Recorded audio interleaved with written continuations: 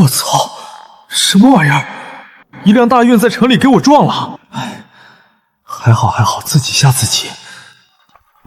哎，不对，这是我衣服吗？我操，好逼真的剑！皇兄，你好啊！来人，帮帮我！小子，碰瓷不应该是现代的剧情吗？皇兄，不要！套路我，让皇兄来教教你什么是道德。皇兄不要！皇兄，我错了！住手！我靠，出现了，是太明霞，我们没救了！居然对袍龙下重手，武皇兄，你好勇啊！不愧是，不是武殿下公然行凶，无法无天，给我拿下！咋回事？这是哪儿？我演的谁？片酬怎么结？七皇帝，多谢，有什么需要的就说，皇兄绝不负你。谢谢六皇兄。好了，都少说两句，先送七皇帝去太医院检查检查。得嘞，走，我带你去。老五必然是毁了，小六小七受牵连，这样便只有南疆的老三才能与我争位了。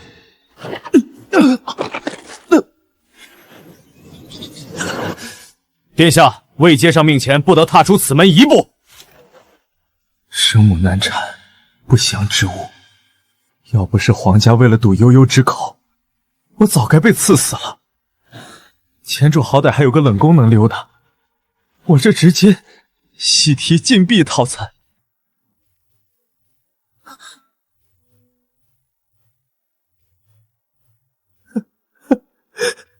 你们连顿断头饭都不给吗？我的包子还没吃完啊！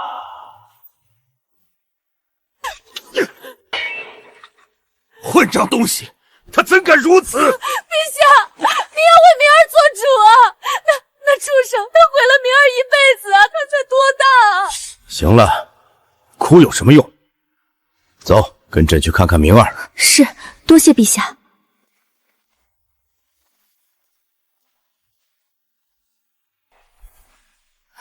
我的儿啊！母妃，儿臣是不是不干净了？胡说，有母妃在，谁敢欺负你？父皇，儿臣……你好好休息，有父皇在，没有人再能伤害你。谢谢父皇。徐太医，七皇子身体如何？陛下，七殿下身体没大碍，不过有些惊吓过度，需要时间慢慢调养。好好看护，朕定有重赏。谢陛下。小六子，传朕口谕：五皇子楚辞伤害同袍，行为变态，即日起打入天牢，听候发落。是陛下。通知群臣，明日早朝不得有误。是陛下。不知今日早朝所谓何事？左相大人可知风声？张大人客气了，陛下突然早朝，我等也是不知其中缘由。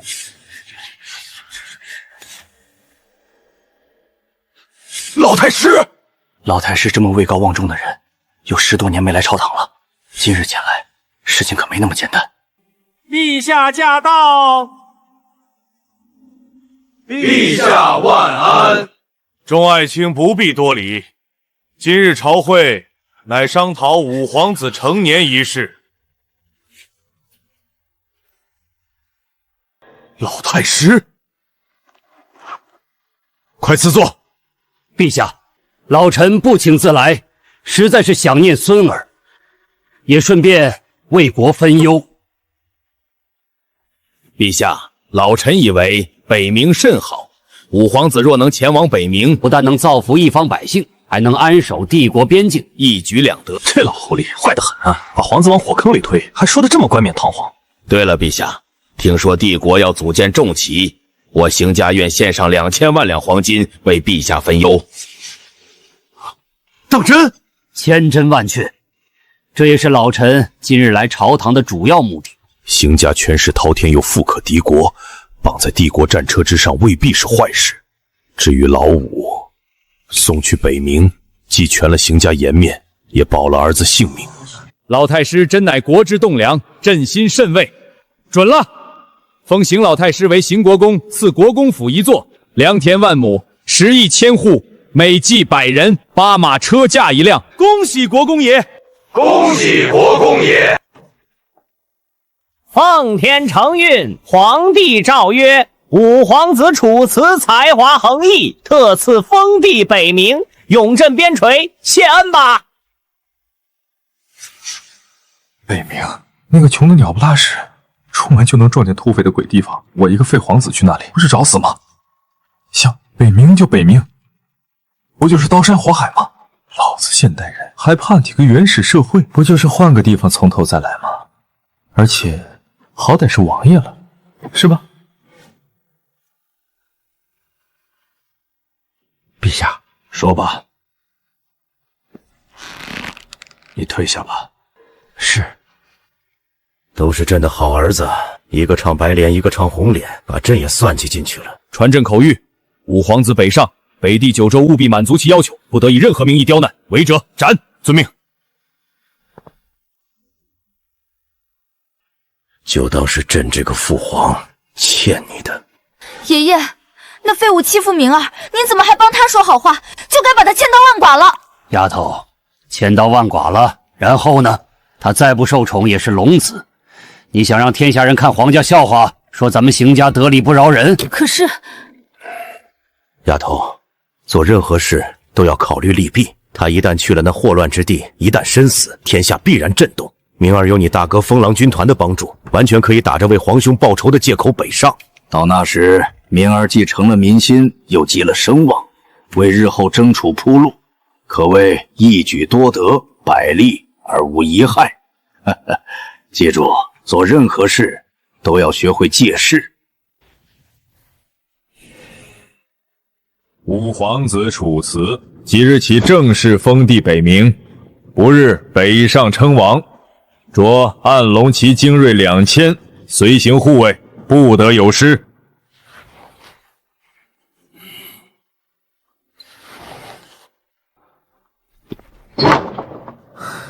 北冥是吧？行，那地方没皇帝，没皇子，没宫斗，老子自由了。就是穷了点儿。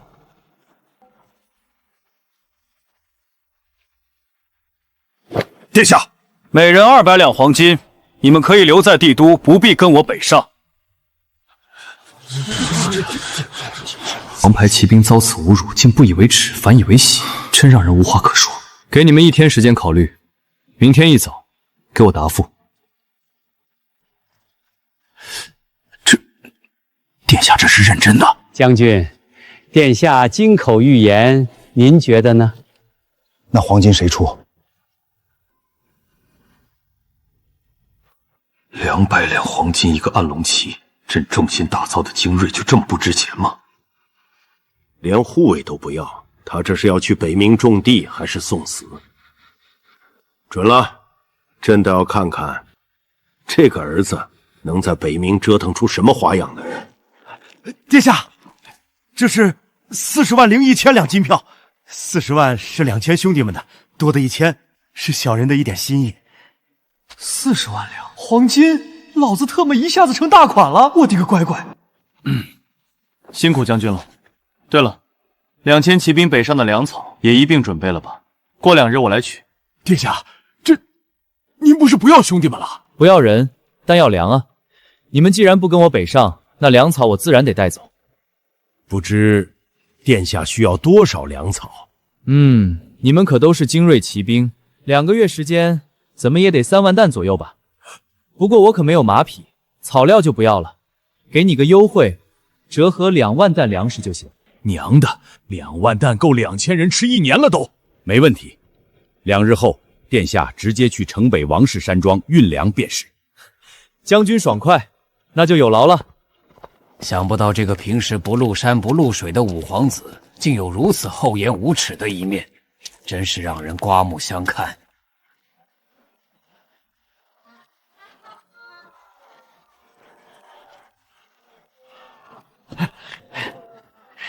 哟，这位公子面生得很啊，想买点什么？小的这儿什么都有，包您满意。随便看看。公子，要不要来点干货？哦，都有什么干货？南疆的巫女、雪域的雪女，还有摩尔族人等等，应有尽有。怎样？买2个回去暖床，绝对物超所值。有没有那种很强壮的？当然有，只是没想到公子有如此雅兴，真是人不可貌相啊！带路，公子请。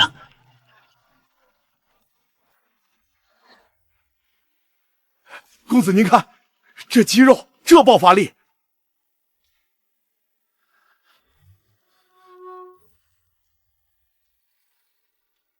这种壮硕的男子，你这儿有多少？836人，少了点儿。我要2000人。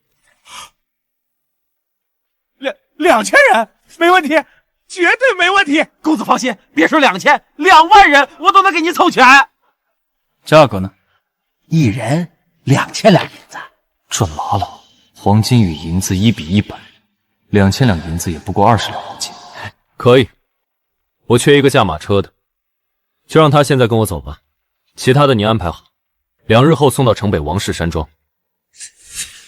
公子您这品味可真够。哼，得嘞，公子放心，包你满意。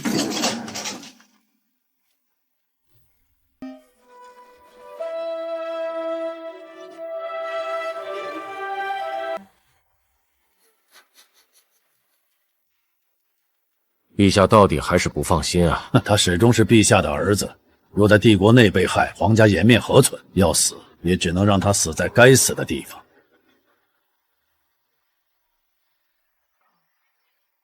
传令，北上！是。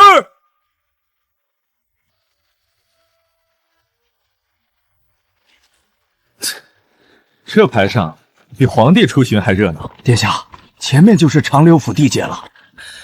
长留府快到了吧？听说那地方啥都缺，就是不缺死囚。殿下的意思是要去提人？提那多费事儿，我这是去捡漏，反正放着也是砍头，不如跟我去北边碰碰运气。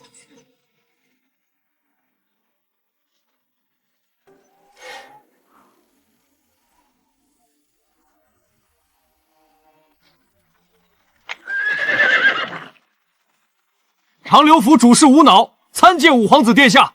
小人接驾来迟，请殿下责罚。进城。是殿下。能得府主待见，本殿下可是深感荣幸啊。小人不敢，请殿下责罚。起来吧，府主把我当成上宾，何罪之有？倒是本宫不请自来，坏了府主兴致。岂敢岂敢！殿下能来我长留府，全府蓬荜生辉，荣幸之至。这他妈是废物皇子，怎么老子感觉他就是皇帝本尊？哈哈哈，好，我就喜欢府主你坦诚的样子。既然你们都这么热情，那我就有话直说了。吴府主，长留府的死囚还有多少？殿下，长留府现有死囚5000余人，因每日皆有新增，故此并无确切数字。好，所有死囚，本殿下都要带走，北上北冥。府主，按照帝国律法，皇子有权处理死囚，不知对不对？帝国确有这条律法，但需陛下亲准，且皇子需为每名死囚缴纳10两黄金宝石金，几时上百人尚可通融，可这是5000余人。殿下明鉴，陛下带走这么多死囚，小人不敢做主啊，必须有陛下的圣旨才行。可以，你派人去帝都问问我父皇好了。谢殿下，小人这就派人前往帝都。很好。不过还有一点，府主你也知道，本殿下很穷，连个下人都没有，所以若父皇同意了，你就叫他把宝石金也免了吧。这王八蛋分明是要白嫖，到头来金子还不是要自己出。不敢不敢，宝石金这点小事还轮不到陛下开口。殿下放心，我们长留府会帮殿下解决这点小事。哈哈，好，我就说嘛，府主果然不是一般人，大气。本殿下记下了，以后有机会来北冥，我必定扫踏相迎。一定。北冥那是什么地方？老子除非犯事了才去。这混蛋分明是在咒自己。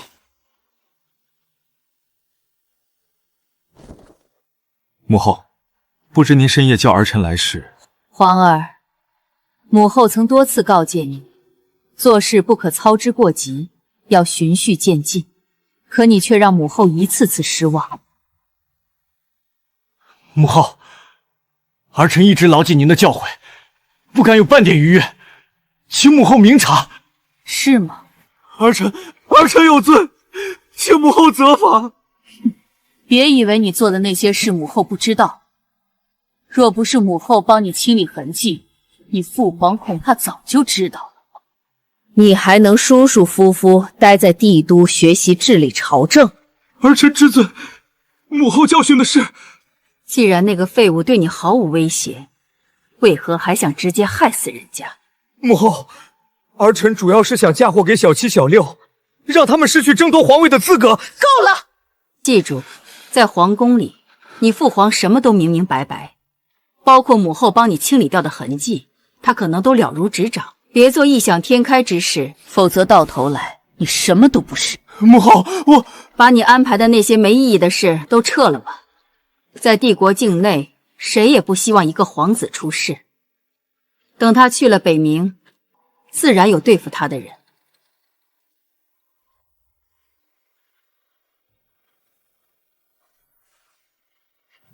5134人，好，你们准备一下吧。2日后，本殿下带他们北上。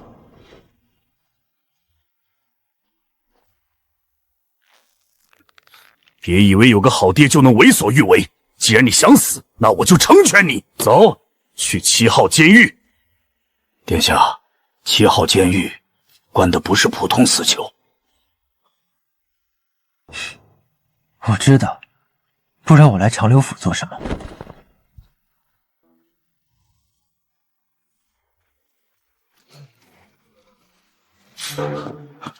不知大人驾到，小人罪该万死。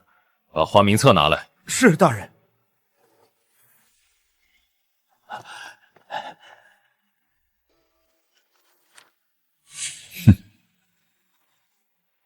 陛下有旨，释放所有囚犯，交由五皇子殿下处理。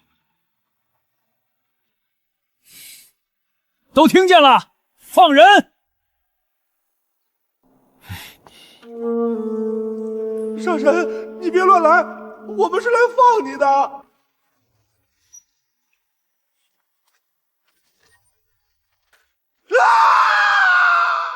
为什么放我？不知道，只听说五皇子要放你们。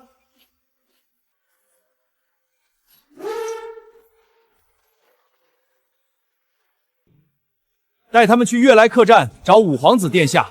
我们得回府邸办公，为殿下准备北上粮食。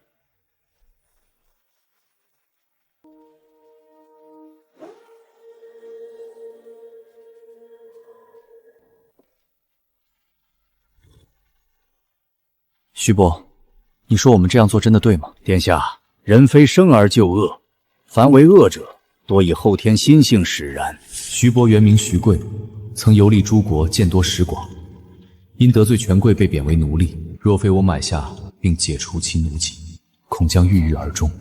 我只希望他们随我到北冥后，能重新开始新的生活，不但是为我而活，也是为了他们自己而活。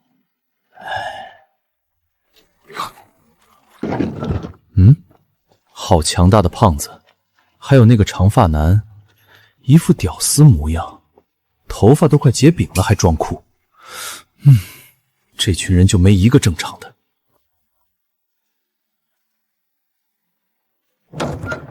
何事？大人，我们是第7监狱的狱卒，奉狱长命令，特来面见五皇子殿下。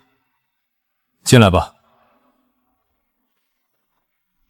狱长大人命我们将7号监狱的囚犯送来。多少人？18人。带路。你说的就是他吗？是的，殿下，人已送到，小人该回去复命了。恐怖如斯，方圆站在人群中更是让我不敢直视，仿佛只需一个眼神便能杀人于无形。有点意思，看来都不是善茬。无脑这是想吓唬我，那我就不客气了，照单全收。徐伯，既然以后都是自己人，带他们去洗漱一番吧。是，殿下。老板，准备18人的酒菜。好的，殿下。等等，每人3份的量。三份？照做就是。徐伯，倒酒。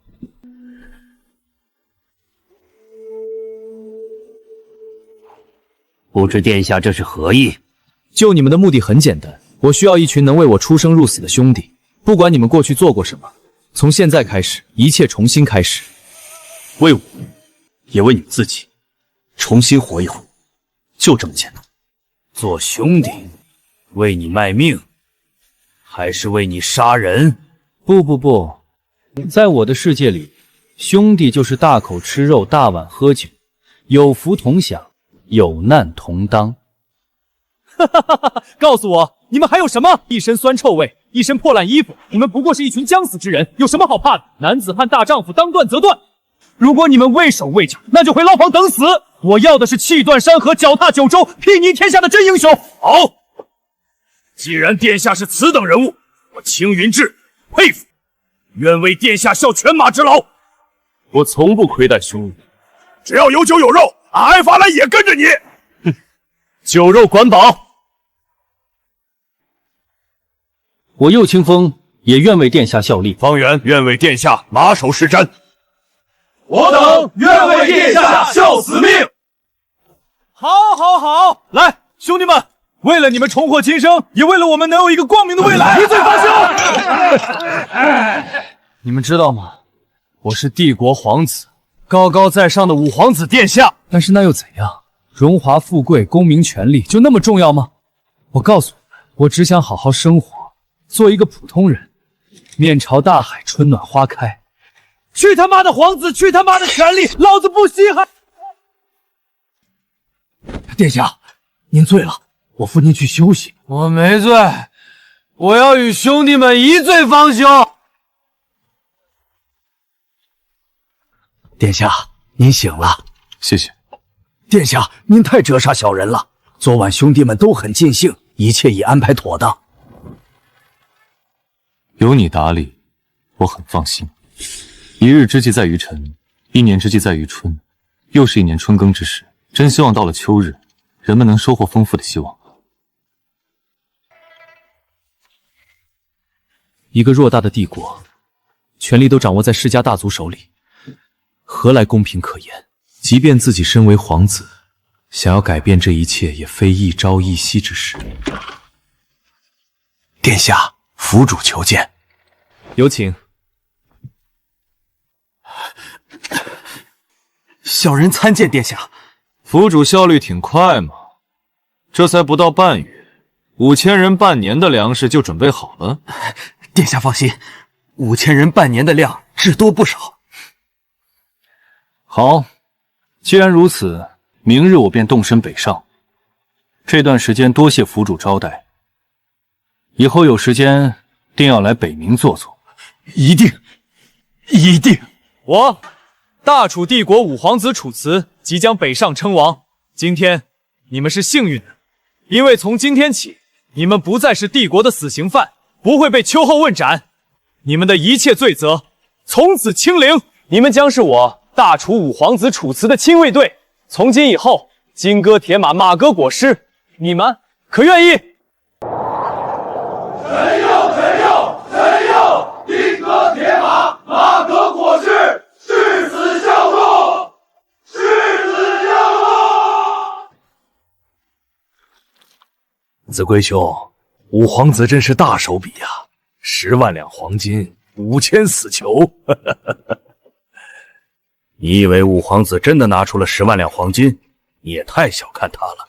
难道另有隐情？泽文兄，你自称广陵隐士，不知其中隐情也属正常。不过，不可思议的是，陛下居然同意了五皇子的要求，而长留府的吴家小子也这么配合的拿出了10万两黄金。你说10万两黄金是长留府出的？不仅如此，长留府还拿出了5万担粮食供他北上。你不会是拿我寻开心吧？吴家那帮吝啬鬼，拿出10万两黄金我都觉得离谱，现在又加5万担粮食。泽文兄，我们有2年没见了吧？你少扯犊子！我问你，刚刚是不是忽悠我的？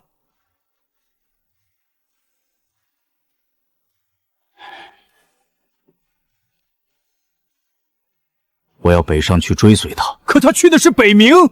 泽文兄，你隐居了大半辈子，难道还没看出来，风险往往与机会并存，无破不立？五皇子被封北冥王对我毫无吸引力，但他现在做的事却非常合我胃口。你别想打我主意，你这个糟老头子坏得很。哈哈哈，泽文兄，几十年的老交情了，我还能害你不成？哼，算尽天下无难事，百无一漏化子规，天下皆知你从不走空。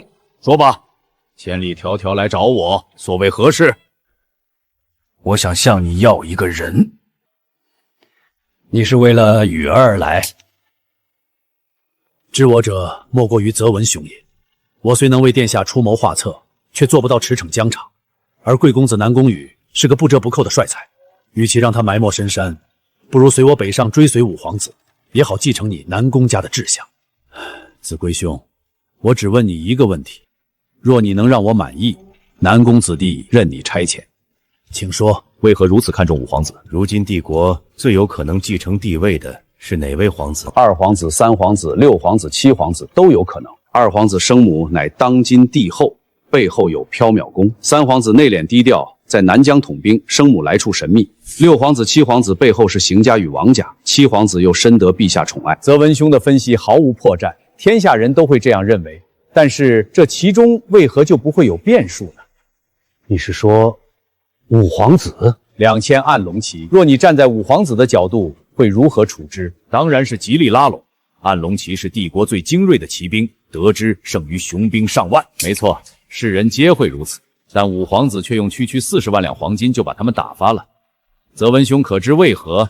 五皇子没有任何家族依靠，在皇家也是弃子，他拿什么安抚暗龙旗？暗龙旗凭什么效忠于他？把身家性命交给毫无忠诚可言的骑士，那才是愚不可及。所以当断则断，另起炉灶，培养一批死忠势力才是长久之道。他身为皇子，在帝国已无利益牵扯和冲突，北上的路将异常平坦，没有人傻到这个时候去跟他找不快。这一招堪称神来之笔。我明白了，从今以后，南宫家愿为殿下马首是瞻。哈哈哈，好，泽文兄能如此明智，实属南宫家之福。徐伯，你带上右清风、方圆、李阁、东北风4人，去追赶那批先行的2000奴隶和粮食。虽有佣兵护送，我仍不放心。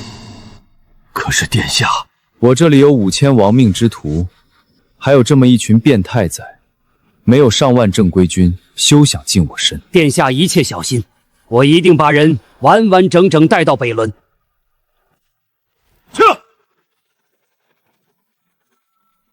你们都知道，此行的目的地是北冥，那里的凶险不必我多说。所以，北上这2、3个月，我准备把这5000人训练起来，形成真正的战斗力。殿下，把他们交给我，我保证让他们度过一个难忘的行程。你是军旅出身，我相信你的能力。不过，光你一个不够，我需要一支庞大的军队。我愿为殿下训练一支无敌之师。你们呢？我要留在殿下身边，保护殿下。殿下，我有一帮兄弟在辽阳，都是走投无路的游侠和佣兵，我想把他们一起带上。你今天就去，到了北冥，我不会亏待他。拿上这个，若有官府敢为难你，就说是本殿下的人；若对方还顽固不灵，就说本殿下会亲自带着兄弟们去他那儿住个1年半载。是，殿下。殿下，我杀人还行，带兵打仗是真不会。我愿意和埃菲尔兄弟一样，跟在殿下身边。好，等到了北冥，张敞负责组建军队，尹七负责收集情报，埃弗尔负责保护我的安全。能把每个人的能力放在最适合的位置，这才是用人之道。是，殿下。青云志为青龙军团军团长，张敞为副军团长，王涛、董王峰、杨岱、钟发财分别为白虎、朱雀、玄武和后勤军团的军团长，其余人为副军团长。我现在给你们一套训练标准，按这个来。殿下，这是……你们只管练，到了北冥会派上大用场。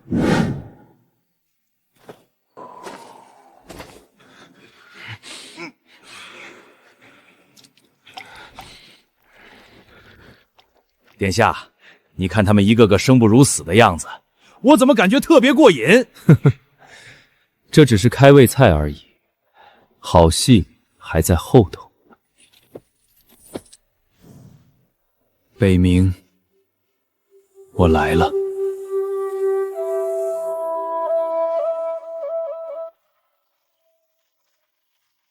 呵呵，终于可以看着别人受罪而自己却乐哉悠哉的时候了。宁川府，邢家的老巢，哼，一家子的坏人。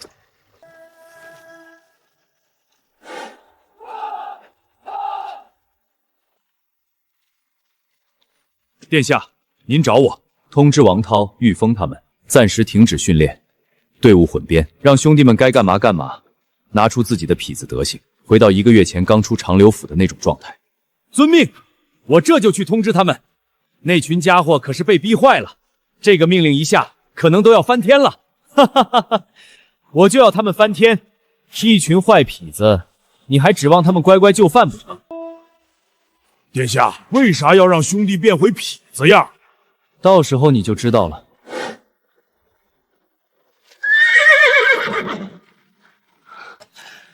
先生，殿下真的会去宁川府吗？没错，按照殿下的行事风格，他很可能去宁川府。而且算了算时间，殿下离宁川府不到3日行程了。我们一定要在殿下进入宁川府前追上他吗？必须如此。殿下从长留府出来后便不见了踪影。按理说，5000多人的大部队加上数百万斤粮食的车队，不可能凭空消失，可偏偏就是没了踪迹。您是说，殿下的能力绝不能这么快就暴露在世人面前？一旦到了宁川府，殿下就可能遇到危险。可若有人知道，这一切其实是出自先生之手，那又将是另一种情形了。一名睿智的君王，其恐怖程度远胜于一群睿智的臣工，所以你应该明白我担心什么。走，撤！殿下，徐猛兄弟回来了。都办好了。是的，殿下，兄弟们都已经乔装进入宁川府了。很好，这段时间辛苦你了。宁川府一旦有情况，及时告诉我。是，殿下。下去休息吧。遵命。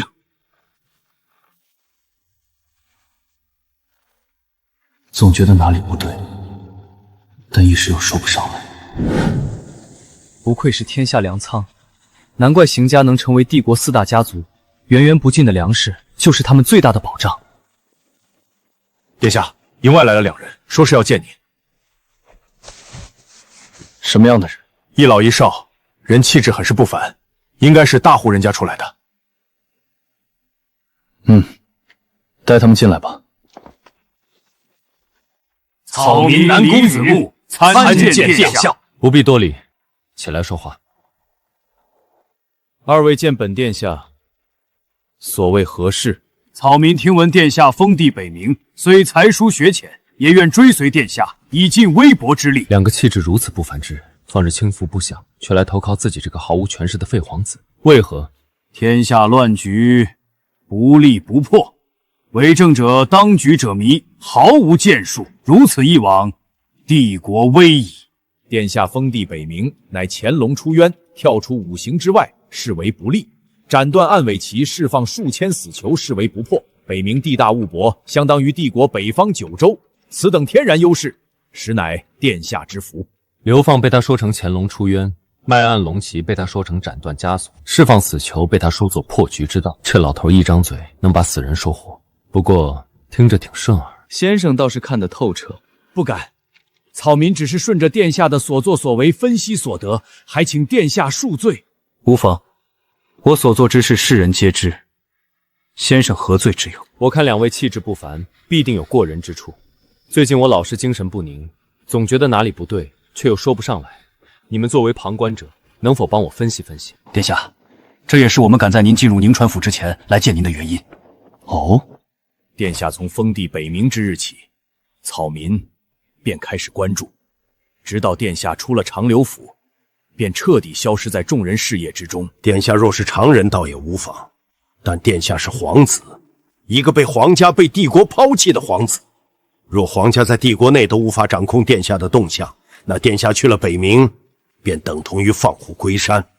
原来如此，这1个月我刻意隐匿行踪，暗自练兵，本想不为人知，却恰恰给自己挖了一个大坑。一旦我展现出一点点野心和能力，希望我死的人恐怕能排到宁川府。那先生赶来找我的原因是？殿下只需要做一件事，便能化解此次危机。何事？保持默认便可。默认什么？殿下失去行踪之后，草民特意透露了一些消息，就说殿下之所以隐匿行踪，完全是出自草民之手。但谎话需要事实来澄清，而此次进入宁川府就是澄清此事的最好机会。天下人会相信你的说辞？殿下有所不知，草民在民间还是有点声望的。至于隐藏几千人1、2月，相信大多数人还是认可草民的。既然先生如此有才，那就留在本殿下身边吧，闲时也好陪我说说话，省得整天跟2个闷葫芦待在一起。多谢殿下。不必多礼，以后很多事还要依仗先生才是。不知这位兄弟是先生什么人？殿下，此乃故人之后，江南南宫家大公子南宫羽。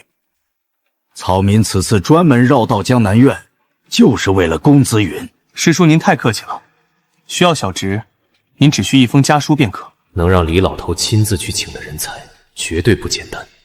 哦，不知南宫兄擅长哪方面？殿下，您太折杀草民了，尊卑有别。草民乃一介武夫，怎能做殿下之兄长？无妨无妨，草民从小熟读兵法，10岁随父上阵杀敌，12岁远征东乱，15岁提升为前将军，18岁为帅，西讨燕昭王，而后……后来如何？后来南宫氏因得罪权臣，整族被变，被迫归隐。哪怕陛下最终为他们平反，南宫一族也再无一人出世。如此功勋卓著的家族，竟斗不过一个权臣，难怪南宫一时寒了心。很好，既然公子如此大才，本殿下自会重用。眼下正好有一个让你展示能力的机会，不知你意下如何？殿下吩咐便是，草民定全力而为。这才是真正的为帅之才，临事不乱，沉稳如山。此次北上，关内应不会出什么大事。我真正担心的是到了北冥之后的情况。帝国自将北冥划为国土以来，从未有过实际控制，数百年间连最基本的地方官员都不曾任命过。所以我希望在剩下的1、2个月里，让各个战团熟悉军阵，相互配合，做到进可攻，退可守的战团。是，殿下。他一个被流放的废物皇子，用得着我们兴师动众？依我看，他来也好，去也罢，只要不碰我邢家利益，随他去。若敢动我邢家分毫，哼，我让他吃不了兜着走。行了，老九，再怎么说他也是皇子，陛下早有圣旨，北地9州得全力配合他前往北冥，不得以任何名义拖延行程。而且他前来宁川府，明显就是冲着我们邢家来的。若真起了冲突，逞一时之快，皇家颜面何存？我们又该如何自处？那1、2哥之间，我们该如何对付？怎么做，还得看父亲大人的意见。出息啊！瞧你们一个个面红脖子粗的样子，若不是都是自己人，岂不是让外人看了笑话？哼，一个将死之人，何必跟他斗气？他来宁川府，无非就是为了粮食。我邢家何时为粮食发过愁？他想要多少，给他多少便是。父亲，我就是看不惯一个废物皇子趾高气扬的姿态。在长留府的事您也听说了，他真当自己是什么未来的储君吗？我邢家想要弄死他，不费吹灰之力，而且能做到神不知鬼不觉。够了！我邢家短短数十年一跃成为帝国4大家族之一，凭的是什么？凭的是脑子，是智慧。一天就知道打打杀杀，我看你就是个猪脑子。这次因五皇子之事，我邢家得到的好处可不是一丁半点儿。你们的大伯已封为国公爷，世袭爵位，整个邢家都将沾此荣光，在帝国屹立千年而不倒。如此大好基业，为一点毛头小利就打打杀杀，你配做我邢家子孙吗？好了，都准备一下，明日一早府城南门迎接殿下。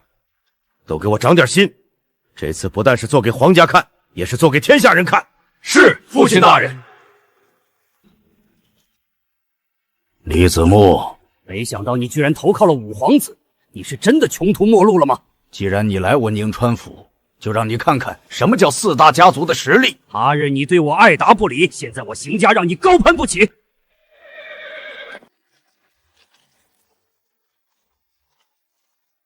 有钱真特么好，一定修一座比宁川府还牛逼的城池。殿下您看，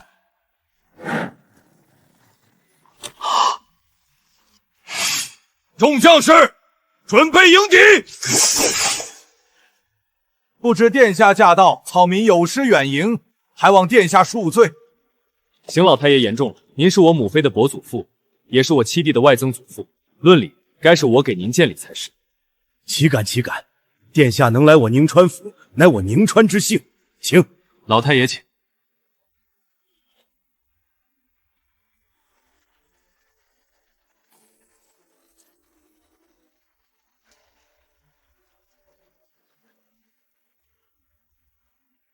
殿下远道而来，定要在此盘桓几日。草民已在府中为殿下备好住所，若有怠慢之处，还请殿下海涵。邢老太爷客气了，本宫只是稍作停留，便要继续北上前往封地。路过宁川府，想到老太爷您特来看望，如有打扰之处，还望老太爷勿怪。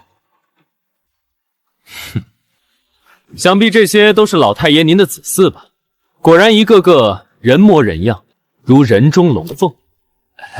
殿下哪里话，都是一些不成器的庸才，与殿下相比，简直如顽石比流星，上不得台面。老太爷真会开玩笑。大辽七雄，贵公子可是占了其三，若都算庸才，那大辽州岂不……殿下说的是，殿下说的是草民孟浪了。这他妈是给自己挖坑啊！若因无心之事得罪整个大辽州的文人雅士，那也太不划算了。听说殿下在长留府花重金得了5000死刑犯，不知是否属实？若在前世定是小迷妹追捧的大叔形象，可那轻佻眼神和戏弄神情却大大拉低了颜值。确有此事。这位是？殿下，这是……我叫邢行，邢家九公子，人称玉面先生。殿下想凭5000死囚就前往北冥，呵呵，不是我打击殿下，而是殿下太小看了北冥的凶险。哦。本宫对北冥环境不甚了解，不知先生可否告知一二？北冥有5王，皆为原住民，分据北冥最肥沃的土地，豢养数十万大军。帝国将北冥纳入版图以来，5王便将矛头直指帝国。每一次帝国派兵，5王便群起而攻之。一旦殿下被封王的消息传到5王耳中，恐怕没等殿下到达北冥，5王的军队已在围剿的路上。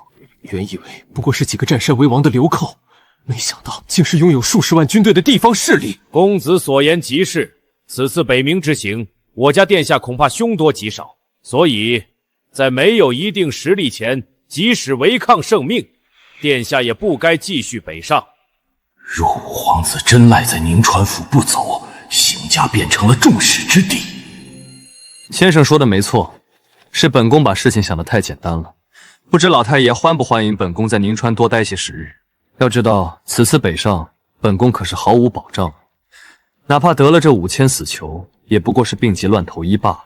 而如贵公子所言，就这点实力去北冥，和送死有何区别？殿下哪里话？普天之下莫非王土，率土之滨莫非王臣，这里就是殿下的家，殿下想住多久便住多久。不过北冥也并非传言中那般糟糕，殿下文武全才，又有子规先生和南宫小友相助，那5000好汉亦是出类拔萃、敢打敢拼之人。区5王又算得了什么？哈哈哈哈！老太爷真是太高看本宫了。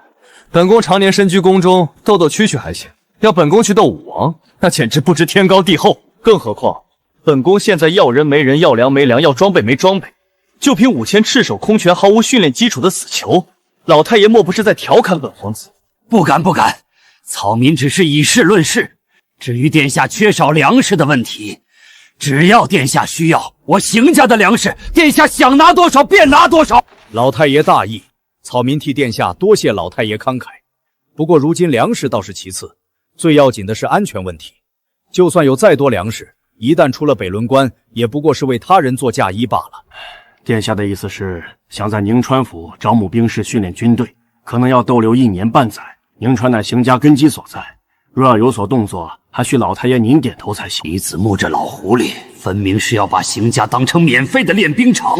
先生何出此言？宁川府乃帝国的宁川府，殿下想住多久，只需殿下自行决断便好。楚辞自己怕是连北冥武王都不知道，全是李子木在背后操盘。有这老狐狸在，想打发楚辞走，可没那么简单。不过，我邢家虽然在宁川有点根基，但能帮到殿下的也有限。毕竟宁川除了粮食，也就只剩这一方百姓了。而且陛下有旨，殿下得尽快赶到北冥封王。若在宁川耽搁太久，我宁川府恐怕不好交代啊。老太爷多虑了，父皇不了解北冥情况，才让本宫尽快北上。可如今本宫既然知道了北冥的凶险，若还自不量力的赶去送死，那不是脑子有病吗？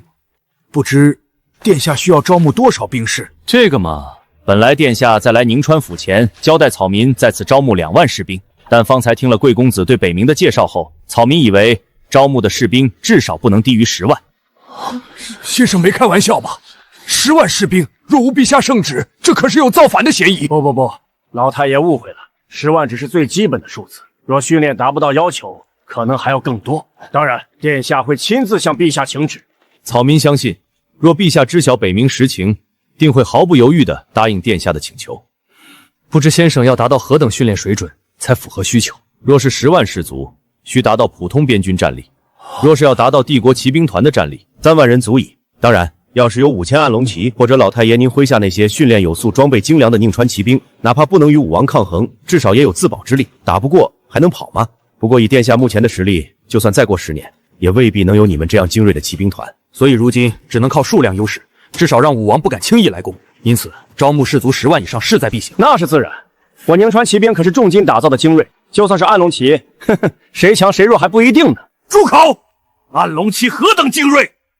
你那些看家护院的半吊子骑兵，怎能与暗龙骑相提并论？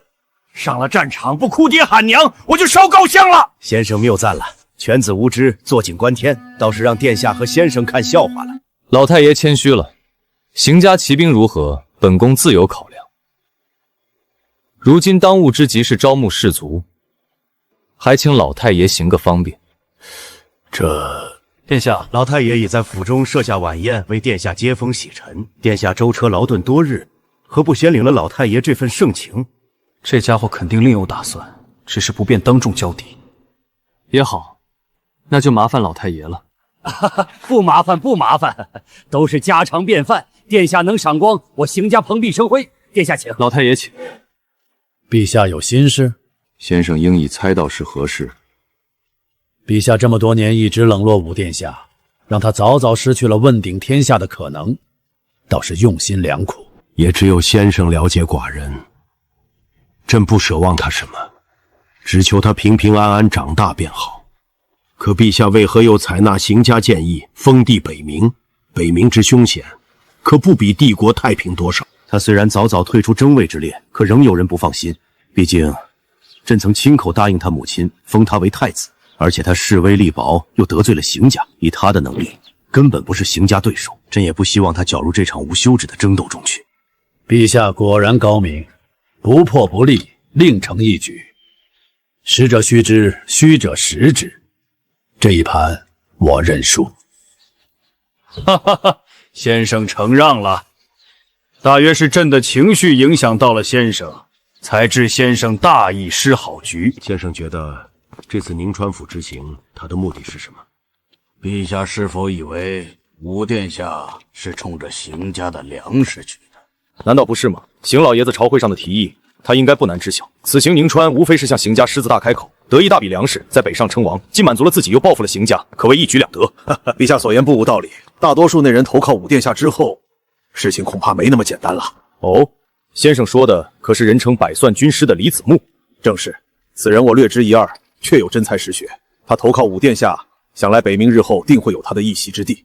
所以有此人相助，武殿下恐怕不会轻易被打发了。那先生的意思是，人人都知邢家乃种粮大户，却无人知晓，邢家最厉害的其实是制造兵甲。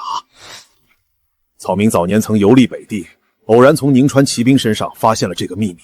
穿上邢家自制兵甲的宁川骑兵，可能是帝国最强大的兵种，他们的实力甚至可能超越了陛下的暗龙旗。邢家好胆色，陛下不必动怒，邢家倒是没有歪心思。不过，打造一副完整的邢家兵甲，花费是普通兵甲的数倍，费用可能超过2000两黄金。真特么有钱，比朕这个皇帝还有钱。要是把邢家抄了，不过宁川骑兵也就4、5千人，倒不足为虑。先生的意思是，他的目的是，若是殿下一人，不会有此心思，但有百算军师李子木在旁，就完全有可能了。先生觉得他们有几分把握？陛下，这满树果子待到夏日成熟时，恐怕只剩一半。陛下是觉得可惜，还是觉得理当如此？多谢先生解惑，受教了。哈哈哈哈哈！陛下不必如此，待到果子成熟，草民可得向陛下讨要一二。哈哈哈哈哈！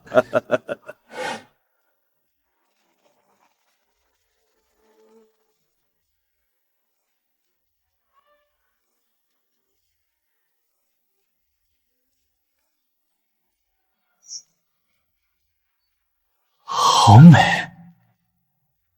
殿下若是喜欢，便带上他们一同前往封地，闲时也好为殿下解解乏。哈哈，老太爷说笑了，君子不夺他人所好，更何况此去北冥前途未卜，怎能贪图享乐？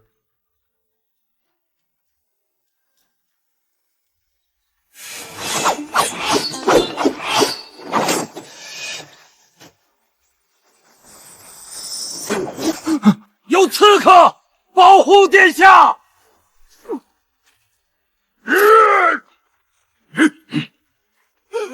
春儿，你来人，给我杀了他们！保护殿下。好。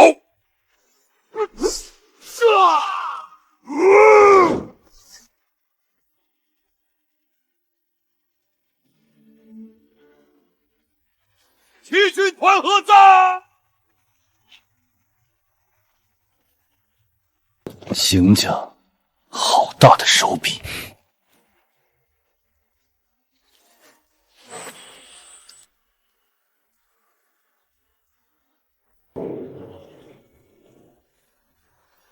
一会儿我拖住他们，你带殿下离开。好。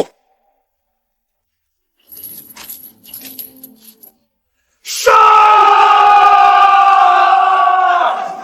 住手！退下！邢家好威风，不但想在酒宴上刺杀殿下，还派遣数千骑兵围杀当场。你们这是要造反吗？殿下恕罪。哼，我们走。父亲，蠢货！他们杀了春儿，那又如何？你想拉整个邢家陪葬吗？可那是我唯一的儿子，就这样被扣上刺杀皇子的罪名，当场斩杀，我如何心甘？放心吧，只要出了北仑，出了帝国的管辖范围，你想让他怎么死都行。对不起，父亲，这次恐怕给邢家惹大麻烦了。只要人没死，一切都还有周旋的余地。不过，邢家怕是要大出血了。说说吧，谁的主意？殿下息怒，都是草民临时起意，与两位无关。哼，草民没有顾及殿下安危，罪该万死，请殿下治罪。行了，都起来吧。目的是什么？殿下，邢家之所以崛起如此之快，不单靠粮食，更靠他驰骋大辽的宁川骑兵。在整个北地九州，敢与宁川骑兵叫板的，都已覆灭在铁蹄之下。所以，你想打宁川骑兵的主意？殿下，北冥广阔，我们在没有根基之前，骑兵是最好的保障。进可攻，退可守，宁川骑兵天下闻名，若能让兄弟们武装到宁川骑兵的装备，战力至少提升2倍，再配合军阵，消灭10倍于己的普通步兵，我有把握。那先生打算如何做？没想到他们反应如此激烈，这效果简直超出预期。更妙的是，他们的骑兵居然敢围杀殿下，这简直就是神来之笔，天助我也！差点被包了饺子，你这家伙还有心思笑？父亲，所有进出宁川的道路都已封闭。我保证，哪怕一只蚊子也休想离开宁川。这2天没有我的允许，你不得出府门。为什么？没有为什么，老实待着，否则家法伺候。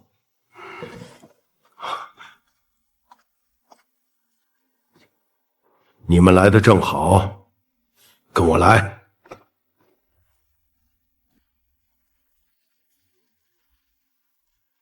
你们说说，五皇子如此做的目的是什么？父亲，我觉得此时五皇子可能也被蒙在鼓里。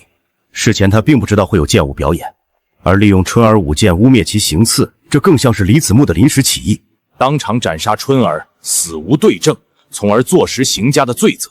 其目的无非是以此为要挟，让我邢家低头。大哥所言有理，世人只知我邢家靠粮食起家，却不知兵甲才是崛起的关键。五皇子北上北冥，九死一生，作为智囊的李子木肯定心知肚明，所以他们的目的是我邢家的兵甲，而春儿他们的剑舞表演恰好给了李子木嫁祸的机会。那个混蛋，我真想一剑了结了他！行了，老九一个德行，坐下，好好听你大哥说完。这种下三滥的招数，我们却只能认栽。当时七弟和骑兵团是真想杀他们，这狡辩不了。围杀皇子，不用我说，你们也该知道其中的厉害。所以，他们即使想要整个骑兵团覆灭，我们也无力阻止。当务之急是稳住五皇子，一旦刺杀事件传出去，邢家百口莫辩。朝凡，你去准备10万两黄金，我们现在就去见殿下。是，父亲。邢州，你觉得五皇子会和解吗？父亲放心，他们如此做就是为了得到好处。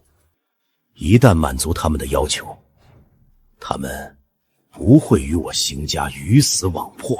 希望如此，这次也算为我邢家买了个教训。走吧，让我看看这被皇家抛弃的皇子到底有多大胃口。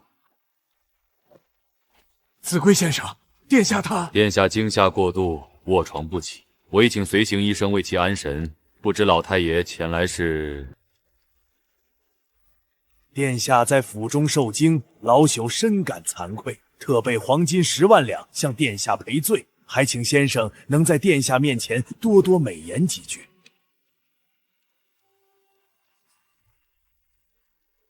老爷子客气了，年纪大了就好这一口。殿下那边，老爷子放心，殿下那边不打紧，等殿下好些了，我会亲自解释，那只是个误会。不过什么？刺杀的事我可以解释为误会，但骑兵围杀，殿下是亲身感受，这个我也无能为力。不知先生有何良策？杀！只要把宁川骑兵全部杀掉，邢家自然就摆脱了干系。宁川骑兵是邢家根本，岂能尽杀？更何况大多将领都是邢家子弟。不瞒先生，骑兵团中多为邢家子弟，带头围攻殿下的正是我那不成器的妻子。这老头子竟如此坦诚，还请先生务必救我邢家一回。那我也跟老爷子交个底，殿下此次北上，若连自身安全都无法保证，他又何必在意他人死活？此次受此大辱，殿下绝不会轻易罢休，宁川骑兵必死无疑。若骑兵团覆灭，邢家就必将元气大伤。只要能保住宁川骑兵，邢家愿付出任何代价，还请先生不吝赐教。这个嘛，老爷子既然如此真诚，我即使讨得殿下不喜，也会全力劝说。不过能不能成，我只能尽力而为。那就有劳先生了。殿下之所以如此生气，我想是见了老爷子的骑兵眼馋了，所以这家伙绕了一大圈，还是为了宁川骑兵。先生说的是，殿下北上称王，邢家本应竭尽全力为之护得周全，请先生转告殿下，10日后邢家定会为殿下送上一份大礼。哈哈哈哈哈！那我就替殿下多谢老爷子了，兴许殿下一开心，就什么事儿都忘了，岂不皆大欢喜？托先生吉言了。父亲，为何如此低声下气？我邢家何时如此软弱了？父亲，好了，武帝，你是向骑兵团覆灭，还是想让邢家从此受皇族打压？我知道你心里难过，我和父亲又何尝不是？邢家崛起以来，何曾受过如此屈辱？但形势所逼，我们又能如何？大哥，他如今贵为国公，小侄女还是皇妃，难道还斗不过一个废物皇子？武帝，你还是太不了解皇家了。这事若牵扯到大伯和小侄女，未必是好事。他们身份敏感，即便知情也不可能出面。这次让邢家栽跟头的，其实是我们平日嚣张跋扈的行事作风。还好对方只求财，不想赶尽杀绝。若真有朝一日是针对邢家而来，那就不是低声下气能解决的了。你要是有一半你大哥的觉悟，也不至于连个府城都管不好。以后府城的事你少掺和，秋收之后去百里城，什么时候把百里治理好了，再回府城做事。是，父亲。武帝不必气馁，百里城是我邢家的天然马场，那里的良驹品质比北安州还好。若产量上去，骑兵团战力至少提升1成，到时你就是邢家最大的功臣。是，大哥，我一定尽我所能，为邢家培养更多良驹。父亲，10天时间来得及吗？兵甲倒不成问题，这些年积累的应该勉强够用。不过马匹方面，离宁川最近的马场来回也要小半月，恐怕……邢凡，你一会儿就去百里城吧，把马场的良军都送到宁川来。父亲，那可是……去吧，留得青山在，还怕没柴烧。是，父亲。邢州，派人去边阳，叫你四弟回来吧。父亲，我邢家受此大辱，岂能如此了之？可是你四弟知道该怎么做，倒是你这几年忙于政事，很久没闲下来了。走吧，回去陪老头子来2句。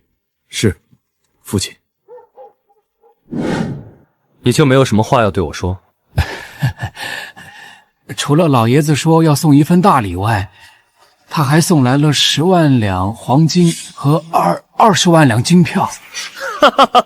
先生就是先生，不但让邢家心甘情愿妥协，还简简单单就弄了这么多黄金。辛苦先生了。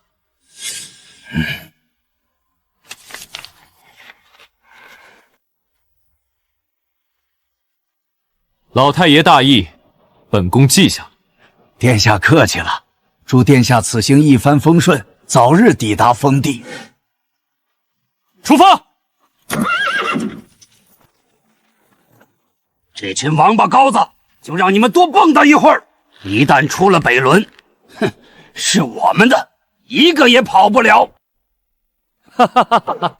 他邢家不是牛逼吗？不是称霸大辽、纵横九州吗？怎么这下吃瘪了？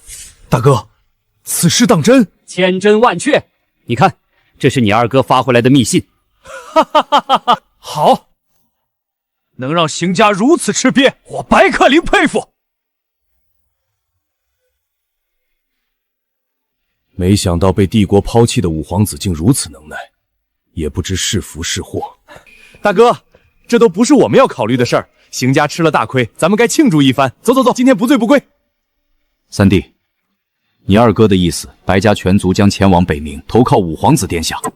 啥？白家如今的处境你也知道，除了兵家之法，再拿不出什么像样的东西了。不要说恢复荣光，连生存都越发艰难。五皇子一穷二白，封地又是北冥，连自保都困难。白家举家投靠，真的靠得住吗？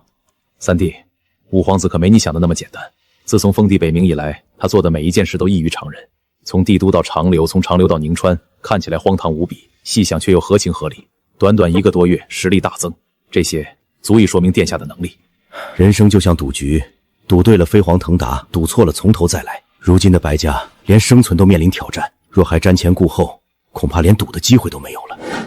大哥，你和二哥留在永州照顾一家老小，我带家族兵家工匠前往北冥。北冥条件艰苦，若真有不测，至少白家还有人留在这里。也好，三兄弟中你做事最细心，最难被情绪所扰，由你去北冥，我放心。那就这么定了。等二哥回来，我即刻前往北仑关投靠五皇子殿下。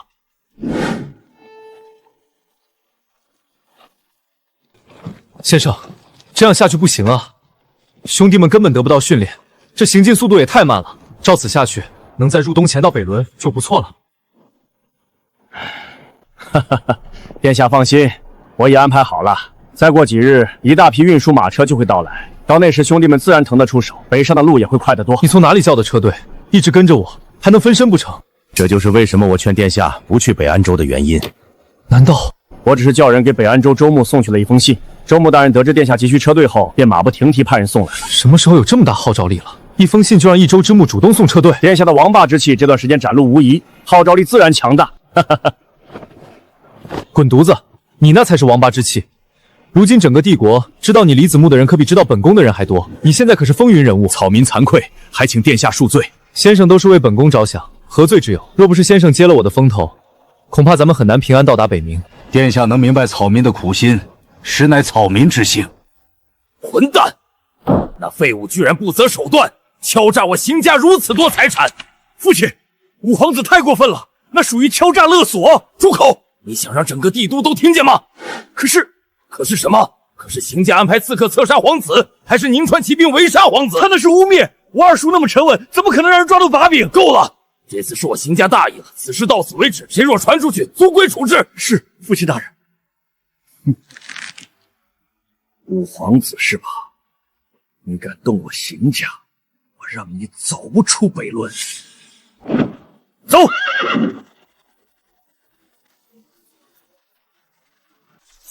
殿下，惨不忍睹啊！惨不忍睹！您去前方看看就知道了。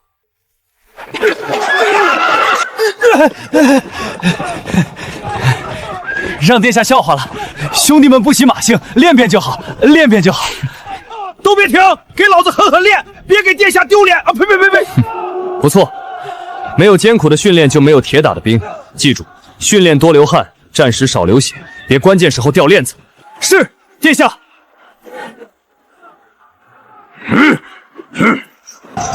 殿下，再过几日就出了大辽境，进入永州地界了。您看，是直接前往北仑，还是没有章程的消息吗？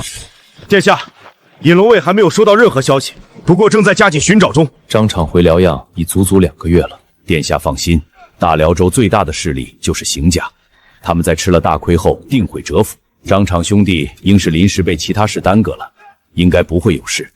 但愿如此。兄弟们，川果山院府就离北仑不远了，到了北仑就能见到五皇子殿下，到时候跟着殿下吃香喝辣，尽享人间快事。哈哈哈！大叔，殿下如此年轻，他手下个个都不是善茬，殿下镇得住吗？哈哈哈！小鬼，莫说是他们，就是叔叔我在殿下面前都会瑟瑟发抖。你觉得殿下镇不住他们吗？啊？莫非殿下有3头6臂？殿下没有3头6臂。但有比3头6臂还恐怖的东西，叫王霸之气。大哥，燕府出兵了，冲我们来的。多少人？5000余人。5000人，那是府城的最大兵力，这是倾巢出动。薛武、共青，传令下去，备战。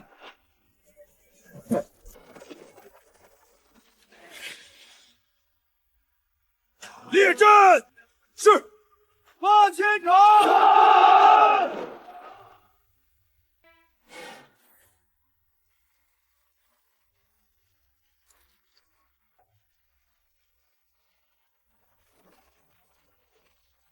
来者何人？公然率军进入我燕元府，你们这是要造反吗？我乃北冥王麾下大将张敞，奉明王令，率军前往北仑。你们是何人？竟敢拦截明王进军，不想活了吗？北冥王，什么时候多了这个王爷？哈哈哈哈哈！原来是张敞将军。我说大早上的报喜鸟怎么咕咕叫个不停？原来是贵客登门。这变脸也太快了吧！你是何人？为何阻拦我军前行？将军误会，我乃安苑府府主阮神训。本府收到情报，辽安县有悍匪出没，特率大军围剿。没想到是将军您，误会，都是误会。哦，那你觉得我们是悍匪了？不敢，不敢。张将军乃明王禁军，怎么可能是悍匪？哼，你还知道明王？武殿下封北冥王，天下皆知。本府岂能不知？将军恕罪，小人有眼不识泰山，罪该万死。哼，谅你们事出有因，本将军不再追究。辽安县境内的悍匪，本将已经剿灭，你们不必去了。是将军，本府这就带人回府。等等。我奉明王令前往辽阳剿匪，虽然大胜而归，但消耗不小，准备就近补给。你们身为盐院府主事，可有想法？这是要敲竹杠啊！应该的，将军能路过燕元府，那是本府的荣幸。对对对，荣幸，荣幸。好，好，好！二位既然如此上道，那就请吧。将军请。大哥。二哥怎么说？五皇子已离开宁川，继续北上。随行5000死囚已初步成军，又得了邢家5000副兵甲、6000粮具、20万担粮草，实力增长之快，令人咋舌。5000副兵甲，6000粮居，邢家这次是元气大伤啊！三弟，准备一下，即刻前往北仑。我已经决定，白家赌这一把。好，我明天就出发。翻过这片山，就是北仑关了。殿下，北仑关外就是北冥。先生，你说北冥到底是什么样的地方？殿下，北冥不是什么好地方，但正因为不是好地方，才容得下一无所有的人从零开始。从零开始，我喜欢。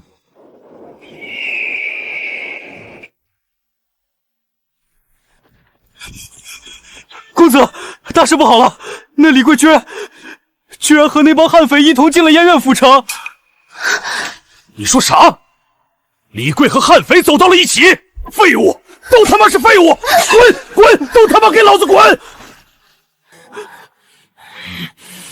哼，我就不信你一个废物皇子，本公子还扳不倒你！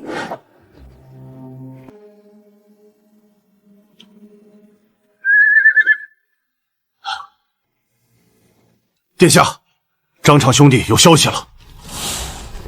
哦，说来听听。张敞兄弟已在燕元府解决了麻烦，据报他不但未损一兵一卒，还从燕元府得了不少补给。如今已带着数千人马及家眷继续北上，离北仑约莫4、5日行程。这家伙倒是没让本宫失望，不过一下子增加了这么多人，恐怕得找先生商量商量后续事宜。那我去叫先生也好。引龙卫的事你多操心，就按我先前说的方法去培养。是，殿下。殿下，您找我。据报，他不但未损一兵一卒，还从盐源府得了不少补给，如今已带着数千人马及家眷，必继续北上。先生觉得我们后续该如何应对？按原计划，数千亲卫都将武装成骑兵，以机动性游走北冥各处，进可攻，退可守，缓解初到北冥的生存压力。可如今情况有变，前段时间刚多了上万辆马车的车夫，如今张敞又带来数万人，还多为老弱妇孺，再加上这些日子从各地前来投靠的700、800人，而且这个数字还在每日递增。殿下，最近这段时间，我一直在关注您的封地之事，说来听听。北冥虽大，但实分2部分，外北冥由武王统治，幅员辽阔，水草丰盛，乃天然牧场；内北冥多山谷丘陵，土地贫瘠，为矿产资源丰富。帝国将此地作为流放之地，也正是因为内北冥有矿，可供囚犯无休止开采。内外两地有连绵万里的天山相隔，除天山大峡谷外，只有岷江滩可以进出。你的意思是，我们暂时不去外北冥，就在内北冥这边猥琐发展？正是此意。可我听说内北冥也有不少势力，有些实力甚至不逊于武王。北冥之大，远超想象。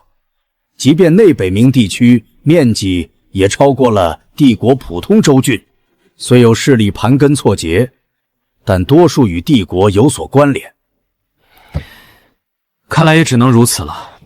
不过先生可想过，一旦我们困守一地，敌人来袭时除了死守，别无他法。殿下，若不过天山，凭我们这点实力，武王或许还看不上，除非他们想拿殿下做文章，与帝国叫板，这种概率不会太大。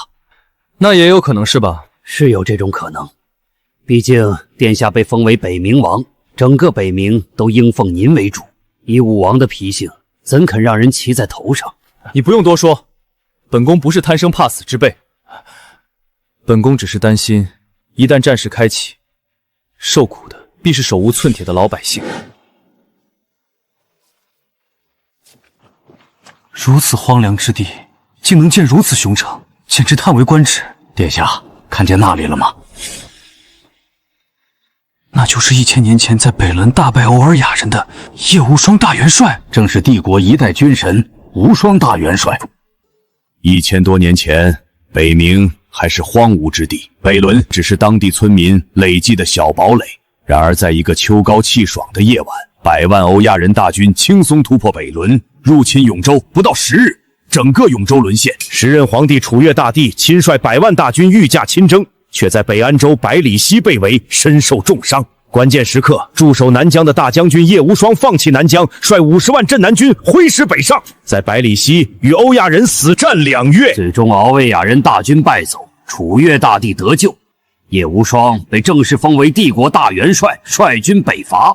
经此一战，帝国将士伤亡100万，百姓不计其数，永州、北安州、元州10室9空。据粗略统计，3州民众死亡超过2000万。2000万，那是何等恐怖的数字！后来怎样？后来，无双大元帅为永绝后患，率军深入北冥，50万大军回来时不到2000人，大元帅也身受重伤，2年后在夏初府去世。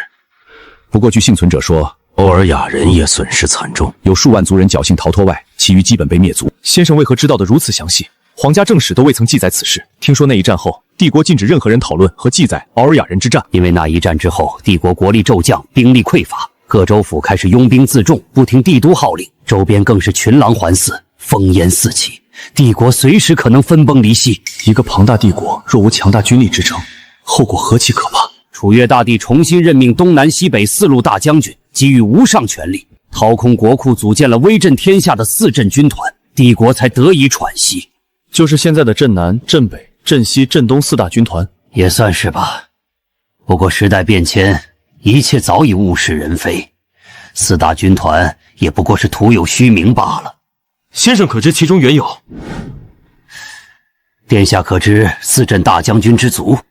帝国安稳后数百年间，4镇功勋家族一直是打压对象。镇西杨氏、镇南张氏相继被灭，镇东南宫一族与镇北李氏一族在高人指点下逃过一劫。先生就是镇北大将军之后，而南宫家……殿下果然聪慧，家族人丁单薄，已不成气候。草民投靠殿下，纯粹是因殿下合我胃口，绝无其他企图。还请殿下明察。先生不必如此，潮起潮落本就遵循自然规律，何须刻意为之？谢殿下。走吧，去看看这座英雄之城。参见殿下。诸位不必多礼，都起来吧。你们一路过来，可有遇到棘手之事？这位是子固先生。殿下能得先生辅佐，真乃幸事。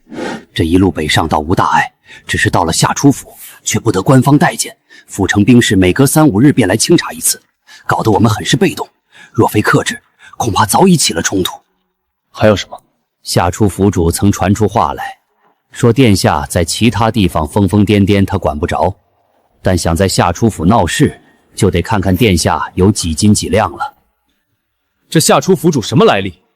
竟敢跟皇子叫板！殿下，夏初府不简单啊，他不但是北伦的补给地，更是数十万镇北军将士的大后方，无数家眷皆居于此，而且他还是帝国百姓心目中的圣城。一旦殿下做出什么出格之事，受损的只会是殿下自己。那又如何？我还怕他一个小小的府主不成？夏初府主来自缥缈宫，而镇北大将军正是缥缈宫的人。他背后不但有数十万镇北军，还有整个缥缈宫。更重要的是，二皇子的母妃也是缥缈宫之人。无妨，缥缈宫再强也只是外臣，镇北军再厉害也是帝国的军队。至于二皇兄母妃那边，除非他脑子秀逗了，否则绝不敢站出来站队。徐猛，命尹龙卫放出消息，本宫前往北冥封王。从今以后，本宫所在之地就是帝国的第一道屏障，除非本宫身死，否则任何人休想靠近北伦。是，殿下。好一个釜底抽薪！消息一旦传开，夏初府的一切优势将灰飞烟灭。好，好，好！走吧，随我进城，让我看看这夏初府主是否有三头六臂。府主，玉明先生，五皇子已进城，随行人员不到10人，一个跳梁小丑而已。不过他身边有能人，吴家、邢家之所以吃亏，就是因为太过轻视对手。若贸然行动，恐落在后尘。那依先生之见，府主不必着急，以不变应万变。这里可是夏初府，只要我们安坐府中，谅他们也耍不出什么花样。这样会不会显得我们太过软弱？府主大可放心，能让一个皇子吃瘪，那不是软弱，而是睿智。先生果然高人，如此一来，夏初府毫无损失。对方有力无处使，憋屈的很啊！哈哈。殿下，为何不直接去城主府？皇子亲临，他夏初府再牛，也得出来迎接才是。就算我们直接去城主府，也不可能见到那位府主。这一个小小的府主，真有这么大能耐？徐伯，你带所有人前往城外军营，若有人胆敢乱闯，杀无赦。是，殿下。其实，这算是最好的结果了。至少他们没有对我的人出手，否则，哪怕冒天下之大不韪，我也会让他们吃不了兜着走。先生笑什么？没什么，只是觉得殿下越来越像个真正的北冥王了。殿下，张敞兄弟那边来消息了，他们离北门约摸4、5日行程，您看要不要安排一下？哦，这么快？前不久不还说在燕元府吗？据说他们在燕元府得了不少好处，所以赶路快了许多。不用着急，这段时间尹龙卫办的事应该差不多了，我们也该出去打打秋风了，不是吗？殿下所言极是，如今整个帝国都在盯着这里，若不最后疯狂一把，岂不扫了大家的兴？你这老狐狸，又在盘算什么坏主意？先生，五皇子一行人在夏初府安安静静待了这么多时日，我这心里老是不踏实，总觉得那家伙在算计什么。哈哈哈哈！府主不必多虑，据我所知，他们之所以老老实实待着，完全事出有因。哦，此话怎讲？五皇子还有一支庞大的人马尚在路上，他能在此安心等待，不过是为了等那支人马会合罢了。待人马到齐，自然会启程出关，届时便与我夏初府再无瓜葛。但愿如此。那李子木，当真只是在等人吗？但愿如此。若他真要与我们过不去，不要说数十万镇北军不答应，只怕天下人也不会同意。他一个毫无存在感的皇子，就算陛下亲临，我夏初府也不会卑躬屈膝。府主，五皇子出城了。先生，若他是为了等人，至少还需5、6日。此时出城，确实超出我的预料。不过请府主放心，夏初府可不是他能撒野的地方。我猜测他出城另有缘由，我们不必过分解读。先生所言极是。对了，袁州定制的那批军需快到易县了，得安排接收事宜。府主放心，一切准备就绪。这批军需一到，北仑将士这个冬天就好过了。此事对我至关重要，办妥了，我在师尊心中的地位将超越其他师兄弟。若能直接前往北仑任实权将军，远比困守一府之地强得多。府主一看就有大将之风，一旦拥有实权，功成名就，下一位大将军非府主莫属。殿下，最近前来投靠之人越来越多，已近5000之数，且皆拖家带口。若照此下去，出关时人口恐将难以估量。有什么问题吗？人口越多，军队机动性越差，目标越大。此去北冥环境复杂，若无十足把握，我建议……我知道你要说什么，但水能载舟，亦能覆舟。若我们抛弃了前来投靠的民众，日后还有谁会信任我们？北冥地广人稀，本就缺乏民众基础，失了根本，何以发展？这是一次重大考验。我不求完美，但求尽力做到最好。是，殿下。自己自诩优秀，可格局与这位少年皇子相比，差了太多。几个军团的协同作战如何？人数虽少，但训练效果极佳，一旦规模起来，必是一支不可忽视的力量。很好，你可将此次出关行军当作实战演练，侦察、机动、后勤、防守、危机应对都要一一协调起来。是，殿下。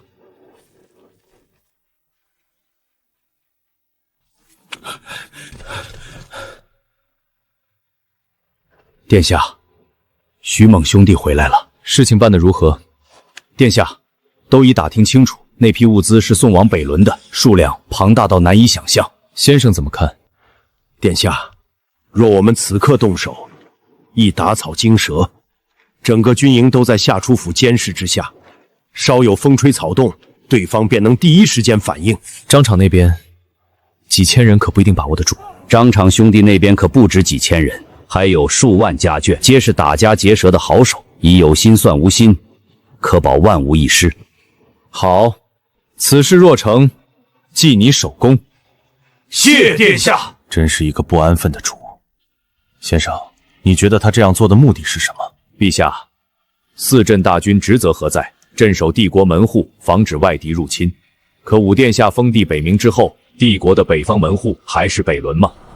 先生的意思是，那些说书人、市井小贩所言不假，以后帝国的门户应是北冥，而非北仑。作为帝国门户，北冥的危险程度和防守压力都将直线上升，远超北仑如今面临的挑战。所以，武殿下的目的，陛下应该明白了吧？尽力宣传，好待价而沽。没错。不过我猜，武殿下并非真心为了以后的好处，而是他在打北仑的主意。怎么说？殿下进入夏出府后一直安分守己，不像在长留宁川那般直接对上，如此安静的待上半个月，可不像他做事的风格。我猜测他们定在谋划什么。至于门户之争，不过是为其谋划的合理性打基础罢了。那依先生之见，他们谋划的究竟是什么？这就不得而知了。不过，想在虎口夺肉，可不是那么容易的事儿。北仑不是长留宁川能比的，镇北军更不是善茬。若真起冲突，吃亏的还是他们自己。还得麻烦先生去一趟北仑，一则为他封王之事，二则让他顺利出关。至于第三，告诉他仅此一次。从今以后，北冥是北冥，大楚是大楚。若敢带兵跨过北仑，便是与帝国为敌。是，陛下。不过此去北仑路途遥远，恐怕来不及。若来不及，便说明他命该如此。去吧，通州还有1000暗居旗，到那里后一定带上，也好对某些人起些威慑作用。陛下，你究竟是在保护他，还是……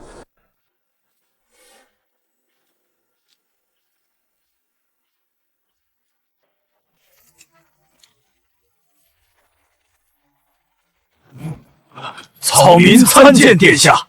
都起来吧。东西做得怎样了？回殿下，东西是做出来了，不过材料有限，数量不多。不急，能做出就好。成品拿来我瞧瞧。很好，和我想象的差不多。这是对付骑兵冲锋的宝贝疙瘩，全部送到城外军营。是，殿下。你们也收拾一下，随我出城，做好前往北冥的准备。遵命。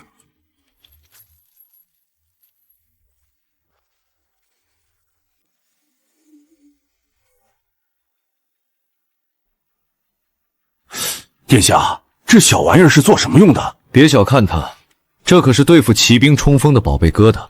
有了它，咱们就能把敌军的铁器变成待宰的羔羊。这么晚叫你们来，可不是为了看这小玩意儿。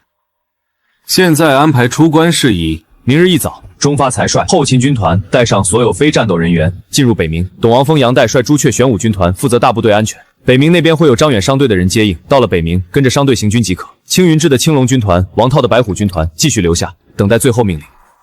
是，殿下。南宫兄，我们的目的是摆脱北仑限制，进入北冥后切勿深入，一切以安全为主。等大部队汇合再统一北上。殿下，我留下来吧。我是帝国皇子，北门这边若无我坐镇，镇北军便无所忌惮。相反，即便出了问题，他们也不敢拿我怎样。你统揽全局，我才放心。上路吧。殿下放心，草民定不负所托。好大的阵仗，不过也就是些从邢家抢来的粮食罢了。那又如何？北安州本就盛产马匹，万辆马车不过举手之劳。若是让那疯子去了北安州，可就不是区区万辆马车能打发得了。府主要不要给他们下点绊子？算了，特殊时期随他们去吧。这次我北仑可没失面。如此雄关，不要说武王，整个北冥的军队加起来也未必攻得下。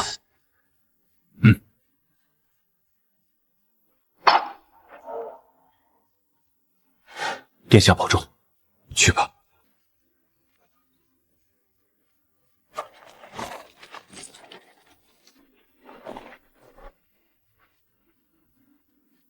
这里迟早要把他彻底征服。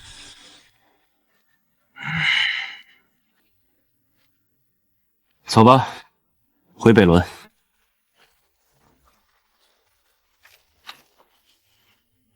这位是子规先生。不知先生前来，失礼之处还望海涵。当场兄弟客气了，此次前来是受殿下之意。哦，不知殿下有何指示？殿下的意思是劫道。先生，我听说义县有5万镇北军，守将是耶律萨朗，人称屠夫，北大大军耶律楚臣的亲弟弟，那可是杀人不眨眼的人物。我们只有7000人，而且殿下之前也未曾给属下提过此事。两位放心，对策我已与殿下商议妥当，你们只需配合便是。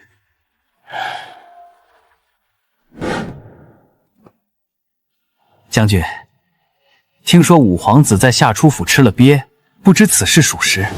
一个被流放的废物皇子，有什么资格在北仑闹事？也就是长留宁川之流，才会栽在他手里。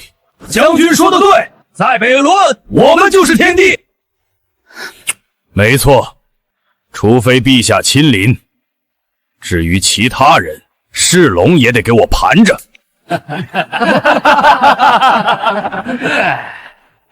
报告将军，城外来一支数千人的军队，看架势，来者不善。老子的银血刀早已饥渴难耐，走去看看是哪个不开眼的王八蛋。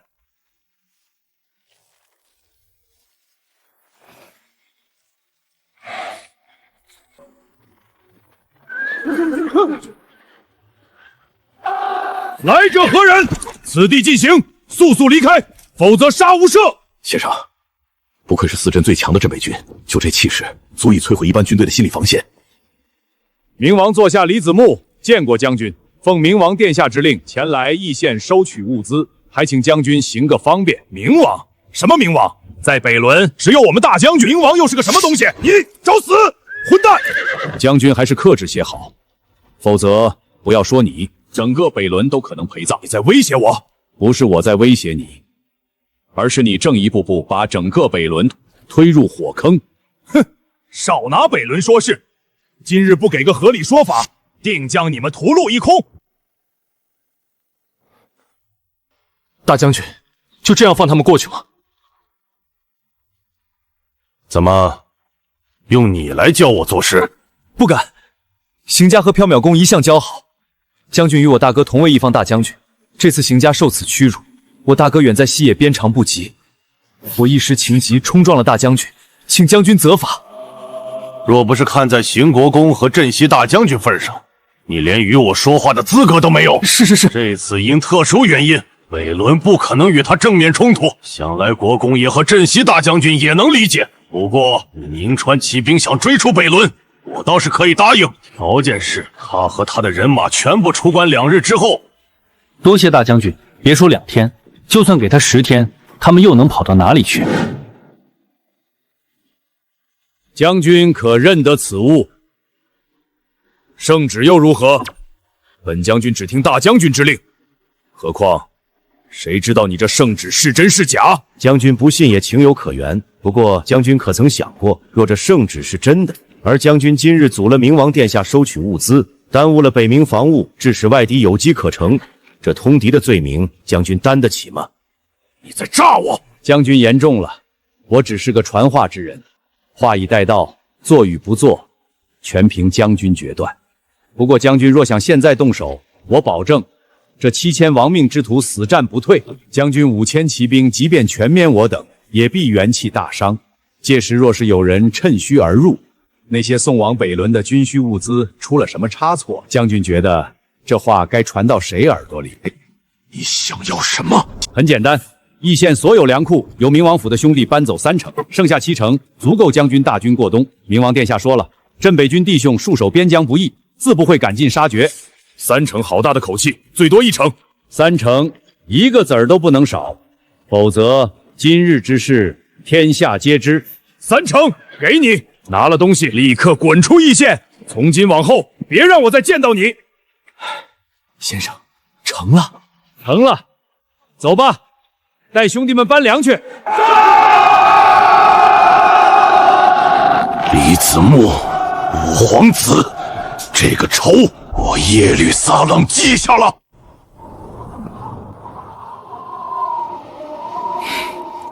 成了。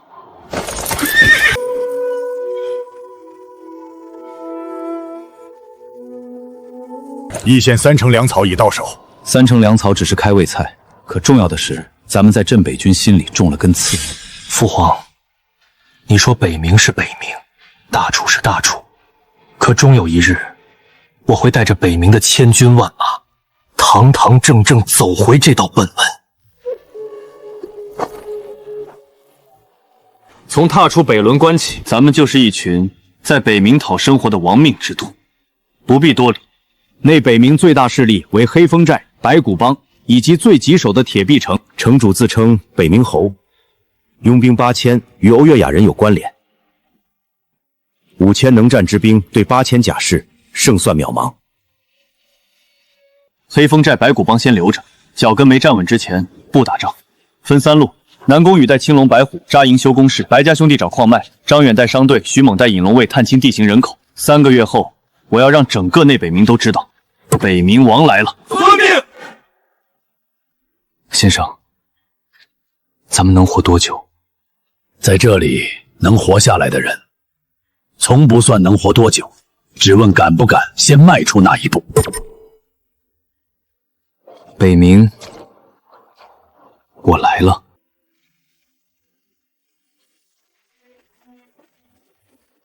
欢迎来到北冥，孩子，这里没有神，只有死人。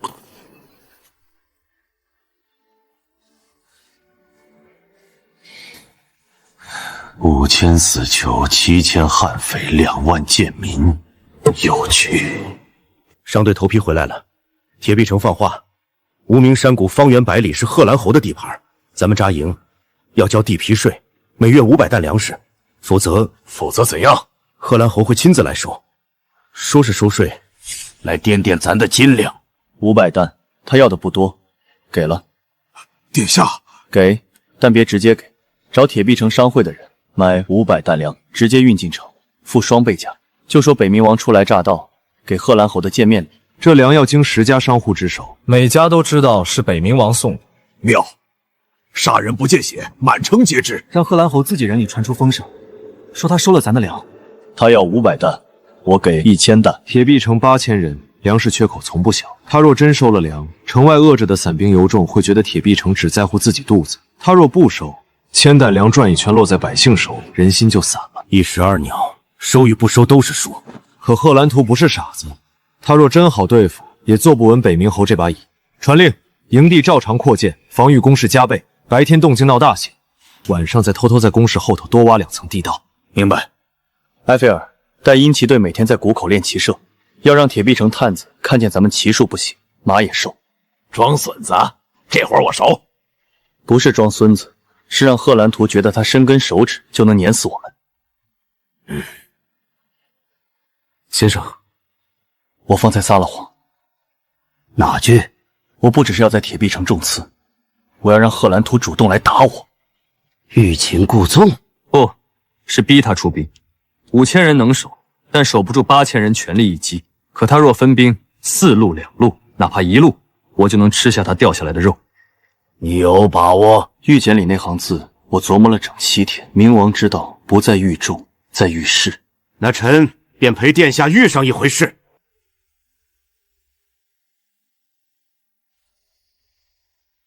那野路子来的粮还在城外囤着，10家商会全在打探侯爷收是不收。鬼妻，你亲眼见的营地什么光景？男女老少2万多，乱得像集市。5000兵丁里顶多3000能看，其余全是凑数的。每日谷口有人练骑射，惨不忍睹，拖把比挣得多。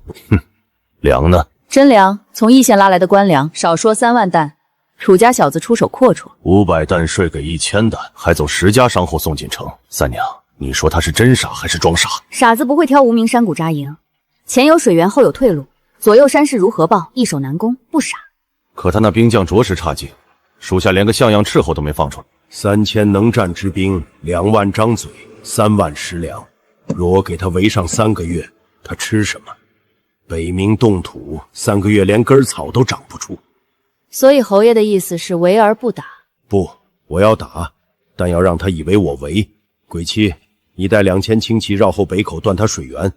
三娘，1000弓弩手压谷口正面只射不冲，让他不敢露头。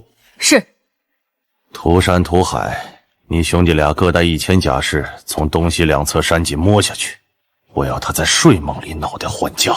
侯爷，那营地外边木栅栏看起来挺厚实，他3、5天搭出来的玩意儿挡得住火？鬼妻，出发前每人备3根火把。侯爷，那粮呢？城外那1000斗收了，送50头羊过去，就说侯爷回礼，让那楚家小子以为老子拿他当个人物了。各处就位了，东西2面地道出口各500人，尹期带1000人守谷口地道，我亲自带1000人在南面出口，一旦火起，4面合围。鬼妻已经3天没在谷口露面了，事后回报，北面山里马蹄印成片，不少于2000匹。先生，你怕吗？怕贺兰图不来。走吧，该演一场好戏给北冥看了。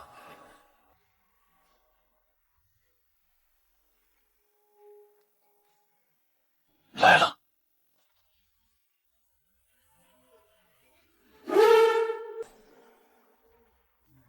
老子一把火烧光你们这群南来的蝼蚁！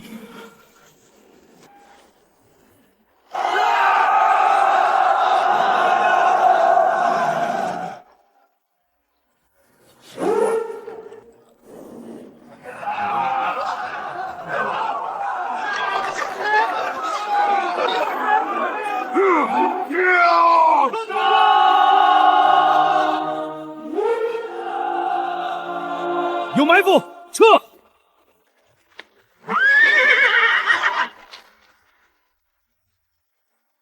鬼七爷，跑什么？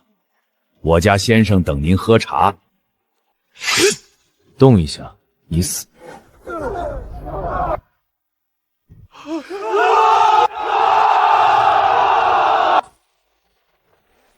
涂山活捉，涂海砍了脑袋，鬼妻抓了活的，佘三娘跑了，但挨了一枪，能不能活不好说。伤了多少兄弟？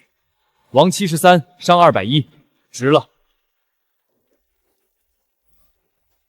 鬼妻身上搜出来的铁壁城布防图。贺兰图啊，贺兰图，你现在只剩5000甲士了吧？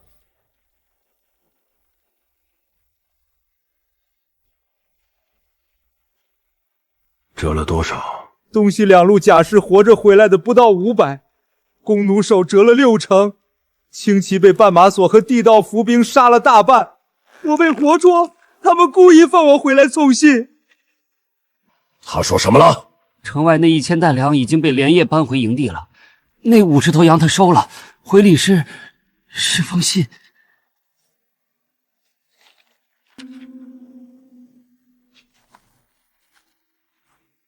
侯爷，他这是在激你出城。我知道，可我若不去，3日之内满北冥都会说铁壁城贺兰图被毛头小子打得闭门不出，10年威名一夜就没了。那便去，侯爷带多少？4500，留500守城。只要我出城，他就没有不打之理。他若怯了，北冥王3字就是笑话。他若敢打，4500对3000，我依然撵得死他。侯爷，他营地底下全是地道，你以为我还会让他把账拖进地里？明日午时，虎口开阔，骑兵冲锋，他拿什么挡？侯爷，你没发现吗？那个楚辞每一步都逼你按他的路走。你围他，他挖地道；你烧他，他先烧自己的粮；你收粮，他转哨拿回去，还附送战书。他在牵着侯爷走。那你说怎么办？分兵，侯爷带3000正面压过去，我连夜绕到他们后头堵住，他就没法故技重施。侯爷在正面摆决战架势拖半个时辰，等我封死他后路，三面合围，他不死也得残。三娘，铁壁城没你，我撑不到今天。赢了分我3成粮。哈哈哈哈哈！5成，若输了就一块死在这北冥风里。楚辞，你好胆量，300人就敢出谷？贺兰侯3000人来负我1人之约，你比我胆量大。废话少说，你想谈什么？谈北冥的规矩。铁壁城统内北冥8年，税重如山，民如草芥，兵如匪盗。我初来乍到，想跟贺兰侯换个玩法。内北冥以黑风寨为界，南归你，北归我，井水不犯河水。你一个逃出大楚的弃子，带5000杂兵2万流民，跟我说分地，凭什么？就凭昨夜我杀你1500人，而我的营地还在原处。昨日是昨日，今日你出谷了，这片地足够3000骑兵冲锋。你的地道伏兵诡计全用不上。楚辞，你是自己走回谷里当乌龟，还是我踩着你尸体踏进去？大楚镇北军老兵起步。我娘亲的哥哥，我亲舅舅，镇北军戍卫北仑关23年，最后1年死在北冥响马刀下。那伙响马头目叫什么来着？叫贺兰郎。你，贺兰图。你爹贺兰郎当年截杀大楚镇北军运粮队372人，一个活口没留。你以为换个猴子就能洗干净手上那层血？我今日站在这里，就是告诉我自己，也告诉北冥所有人，我楚辞来北冥不是逃难，是讨债。杀！给我杀了他！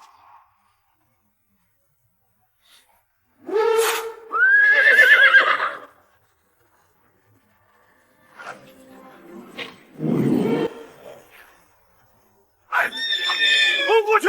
我是不大。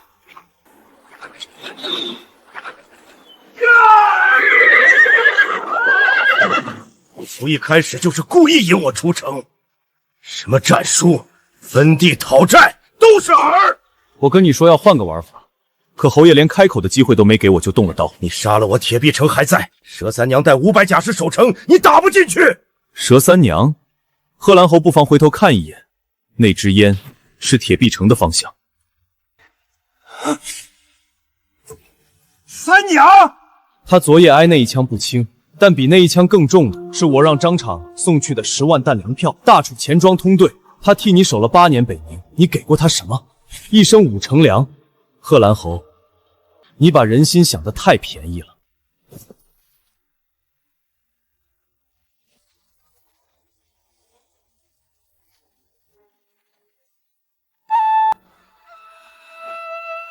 我说过要让整个内北冥都知道，北冥王来了。殿下，现在整个北冥都知道了。殿下就这么信我？我转头就能再把铁壁城卖了。你把我给的粮票换了7万担现粮，昨晚连夜开仓放了6000担，给铁壁城百姓。一个卖了城还想着百姓的人，卖不了我第2次。殿下，比贺兰图有意思多了。替我掌内北冥商道，你8年来走过的路、认过的人、绣过的银子，全都别丢。我要铁壁城3个月内变成内北冥最大货站。行，但我有个条件，每次分账要1成干谷。2成？你拿2成，我只要你帮我养一队不存在的兵。不存在的兵？所有打着商队旗号进出内北冥的人，给我记住每一片地、每一条河、每一处隘口。3个月后，我要的不是货站，是一张活地图，整个北冥的画皮地图。殿下，你这不是要做北冥王，你是要做整个北冥的魂儿啊！魂也好，鬼也好，只要能回去，什么都好。鬼妻招了件事，贺兰图8000甲士里有3000是敖尔牙人，每年向敖尔牙王庭上贡3000担粮换护卫。贺兰图兵败消息不出10日就会传到敖尔牙。敖尔牙，大除北境之外3大势力。北冥、敖尔牙、血缘蛮族。北冥是流放之地，敖尔牙是马上之国。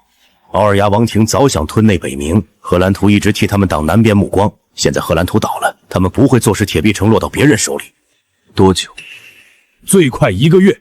若倾巢而出，至少2万骑。殿下，铁壁城收边降兵后，能战之兵不过7000，2万敖尔雅骑兵没有城墙挡得住。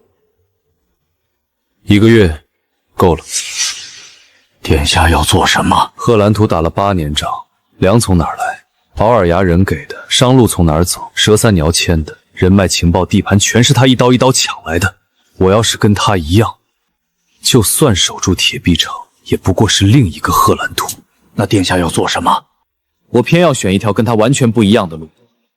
1个月内，我要让铁壁城所有商铺全开起来，让方圆300里散匪流民逃兵都知道铁壁城的人能吃饱饭。我不修城墙，我修路。修路？修商路，修到黑风寨白骨门门口去。他们抢贺兰图是因为贺兰图跟他们抢食，我给他们送粮、送布、送盐，让他们从匪变商，从商变我的眼线。敖尔雅2万骑兵再快，快不过方圆300里1万双替我看路的眼睛。殿下这条路比贺兰图那条路难10倍。先生，从北轮馆出来那天起，走的哪条路不难？黑风寨大当家白面虎收了第1批粮，放话以后铁壁城商队过黑风岭分文不取。白骨帮也松了口，愿意用皮货换布匹，条件是每月供50坛酒。商路修到牛头山断了，牛头山后头就是欧尔雅前哨，尤其3天2头过境。我让商队绕了80里走狼牙沟，但路不好走，运一车货得翻2座山。80里绕路太远。徐猛在，这块地我要了，你带引龙卫，不要打，带银子和布去。找牛头山上的散匪，问他们想不想每月领粮饷，换一块安生睡觉的地方。银子说话最管用。矿脉找得如何？城东30里发现露天铁矿，品位不错。西面山脉深处有煤线，但眼下人手不够，只能先开铁矿。先开铁矿，造锄头、铁锅、箭头。薛铁呢？薛铁带100多铁匠已经在矿上扎营。他说1个月内先出一批犁头，赶在春耕前发给辽民。还有20天。诸位，咱们接下来不是争地盘，是争命。铁壁城要变成一块啃不动的石头，就得让敖雅人明白，打我比不打更亏。殿下，我有个想法。讲。敖尔雅人善骑射，平原野战我们死路，但北冥地形沟壑纵横，骑兵进了山就是靶子。我想在东西北3道山隘各设一支伏兵，不求歼灭，只求缠住。缠3天断粮，断粮3天必退。此计可行，但7000兵分3处，铁壁城只剩1000守城。若奥尔雅人分兵佯攻，张敞，殿下，你手下那7000山匪，现在还剩多少？大部编入流民户籍了，但有800多个老底子亡命徒，杀人放火的主。殿下要用，不用杀人放火。你带这800人换上欧尔雅衣服，扮成溃兵，摸到欧尔雅营地后方，烧他们粮草。1把不够2把，2把不够天天烧。我要让欧尔雅骑兵还没到铁壁城，先饿死1/3在牛头山外。殿下这一手够毒。1个月前我说脚跟没站稳之前不打仗，如今仗自己找上门了，那就打。不仅要打赢，还要让欧尔雅王庭记住这个名字。什么名字？北冥王楚辞。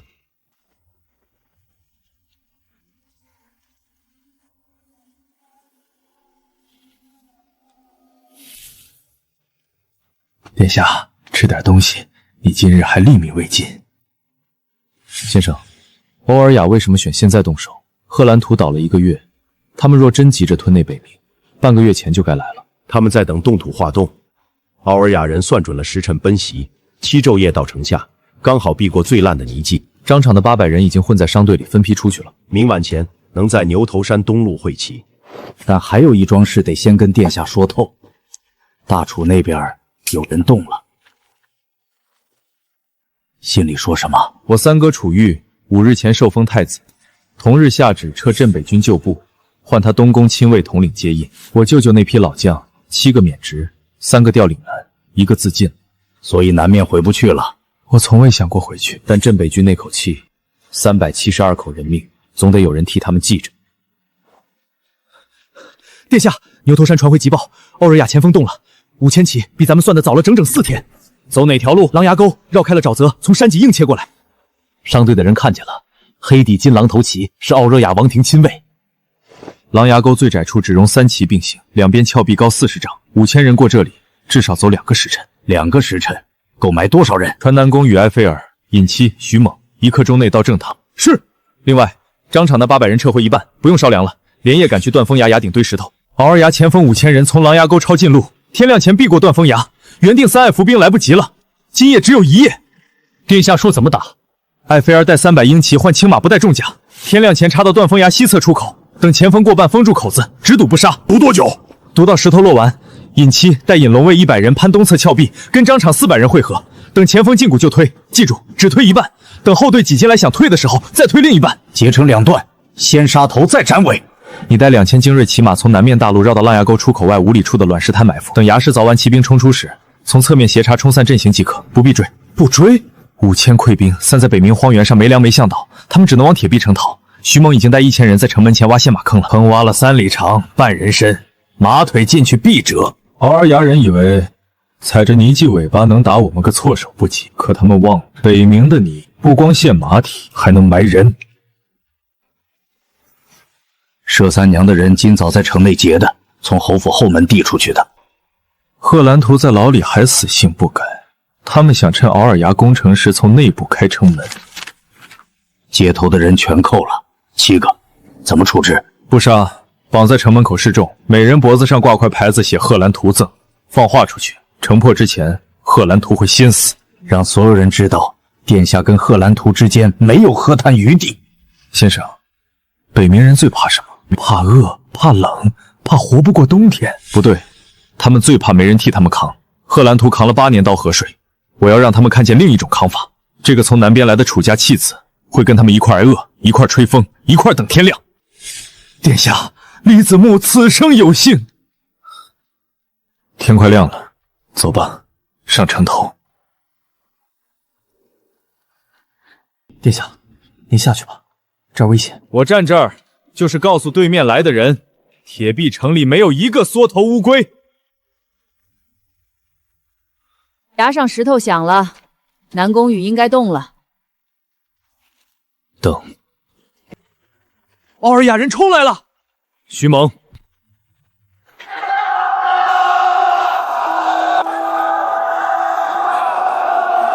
北冥的父老，今日站在这里的，不分南北兵民，城破了一块死，城守住了一块活。从今往后，铁壁城的粮仓先填百姓的锅，再填兵丁的碗。废兵王！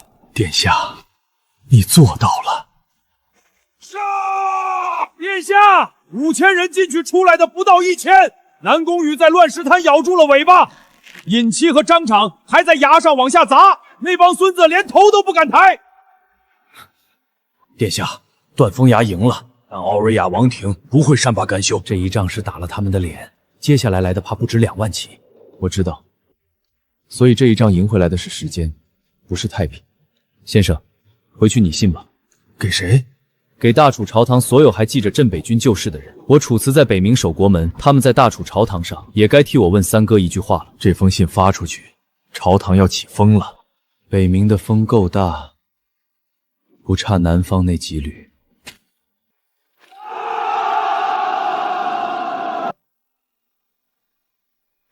大楚镇北军换了帅，是我三哥的人，他知道了。信里写六弟攻城凶甚位，最后一句剑藩之志废，诸王已早归朝。归朝是假，削权是真。人人都说六皇子疯了，流放之地也能做王。我若归朝，不过是个随时被收回封地的藩王。殿下不归，不归。北冥够冷，地够硬，人心够野，在这儿，我才活得像个人。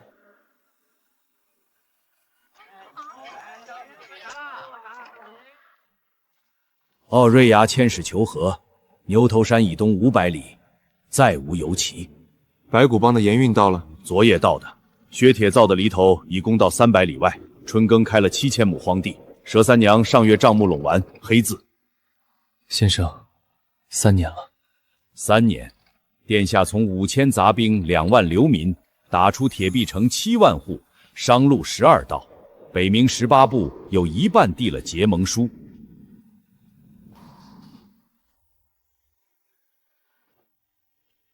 先生，我不是来当北冥王的。那殿下来当什么？我来证明天下不是只有一条路。三哥要皇位，我要的是一块能让百姓站直了活的地。北冥够冷，可人心暖了。大楚那边修书一封，就说六皇子楚辞身居北冥，心系故楚。铁壁城愿为大楚守好北境，通商互市，永为藩篱。殿下这是不反不归也不低头？反什么？我姓楚，归什么？朝堂上没有我的位置。至于低头，我堂堂大楚皇子替母国守一片疆土，低什么头？